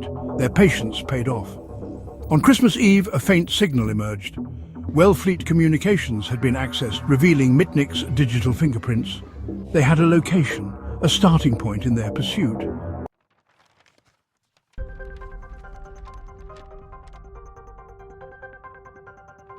February 15th, 1995. The walls close in. Armed with the Wellfleet Communications intrusion as their guide, Shimomura and the FBI descended upon Raleigh, North Carolina. They worked tirelessly, following the digital trail, piecing together Mitnick's movements, tracing his connections back to their source. They utilized a combination of sophisticated surveillance technology and old-fashioned detective work, tracking payphone calls, monitoring credit card transactions, interviewing neighbors, and piecing together the fragments of Mitnick's life on the run. Their investigation led them to the doorstep of a nondescript apartment complex, a place that seemed to blend seamlessly into the anonymity of its surroundings. They had their suspicions, but they needed confirmation, irrefutable proof that they had finally cornered their quarry. On February 15, 1995, after days of round-the-clock surveillance, they had their answer. They observed Mitnick, or rather the man known as Eric Weiss, leaving his apartment, his movements betraying a sense of urgency, his eyes darting nervously from side to side. He headed towards a nearby payphone, the preferred communication method for a man who had spent years evading electronic surveillance. As Mitnick placed a call, his voice a hushed whisper, the FBI, listening in on a court-ordered wiretap, heard the confirmation they needed. It was Mitnick's voice, unmistakable despite his attempts to disguise it. The game was up.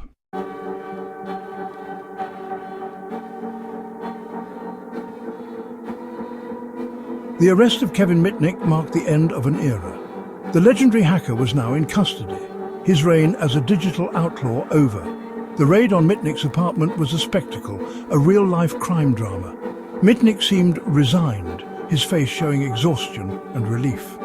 The digital world, once his playground, was now his prison. Denied access to computers, his movements were restricted. The master of cyberspace was now a prisoner of technology. Mitnick's capture sent shockwaves through the hacker community. It marked a turning point in the public's perception of hacking. The legend of Kevin Mitnick would not end with his arrest. His story would continue to fascinate and inspire debate for years to come.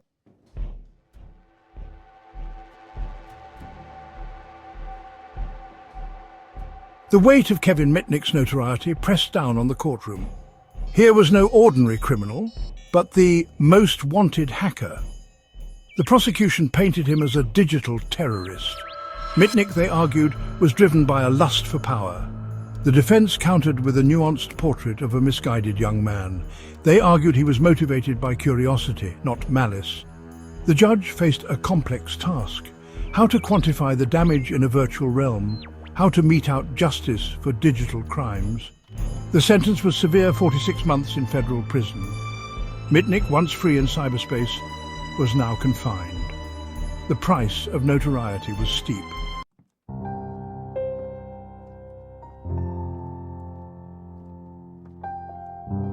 Life behind bars, the hacker's redemption. Prison life was a stark contrast to the digital freedom Mitnick had once enjoyed. Stripped of his technological tools, his connection to the outside world severed, he was forced to confront the consequences of his actions, the human cost of his digital exploits. The government, fearing that even a flicker of internet access could transform Mitnick back into the digital phantom he once was, imposed strict restrictions. For a time, he was even denied access to a telephone. A cruel irony for the man who had once manipulated the phone system with such ease. Yet, even in the confines of prison, Mitnick's story continued to resonate. Supporters, rallying under the banner of Free Kevin, argued that his sentence was excessive, that he was a scapegoat for the government's own failures to address the growing threat of cybercrime. They portrayed him as a prisoner of conscience, a symbol of the government's overreach in the digital age. Mitnick, meanwhile, used his time in prison to reflect, to come to terms with his past, and to chart a new course for his future. He devoured books on psychology, law, and philosophy, seeking to understand the motivations behind his actions and the impact they had had on others. He began to see his time in prison not as a punishment, but as an opportunity for growth and redemption.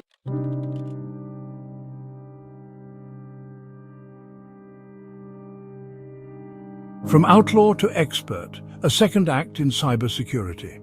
Upon his release from prison in 2000, Kevin Mitnick faced a transformed world. The internet had exploded into a global phenomenon. Cybersecurity was now a paramount concern. Mitnick, once a cybercriminal, was now in a unique position. He understood the hacker's mindset and vulnerabilities. He had a story to tell, helping others protect themselves. He embraced this second act with fervor. He founded Mitnick Security Consulting. He became a sought-after speaker.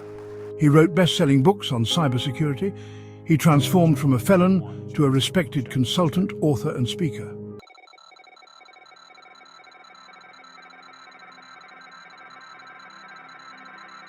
A legacy forged in code. Kevin Mitnick's story is a study in contrasts. A child prodigy who found his calling in computer networks, he rose to notoriety as the world's most wanted hacker, only to emerge as a respected security consultant and advocate for ethical hacking. His journey, marked by brilliance and recklessness, serves as a cautionary tale about the power of technology and the importance of wielding knowledge responsibly.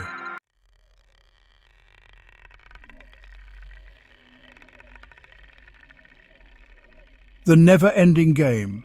The world of cybersecurity is a constantly evolving landscape, a never-ending game of cat and mouse between those who seek to protect information and those who seek to exploit it. Kevin Mitnick, once the world's most wanted hacker, ultimately chose to use his knowledge and experience to help build a safer digital world. His story serves as a reminder that the battle for cybersecurity is never truly won. As technology advances, as new vulnerabilities emerge, and as the motivations of cybercriminals evolve, we must remain vigilant, constantly adapting our defenses, and never underestimating the ingenuity and persistence of those who operate in the shadows of the digital world. Thank you for joining us on this journey into the world of Kevin Mitnick, the most wanted hacker in history. If you enjoyed this video, please subscribe to our channel for more stories of notorious figures who have shaped our world. And don't forget to check out our Notorious clothing line, where you can find unique apparel inspired by the lives and legacies of history's most intriguing figures.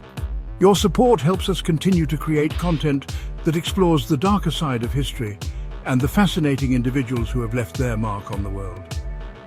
Click the link below to visit our store and show your support.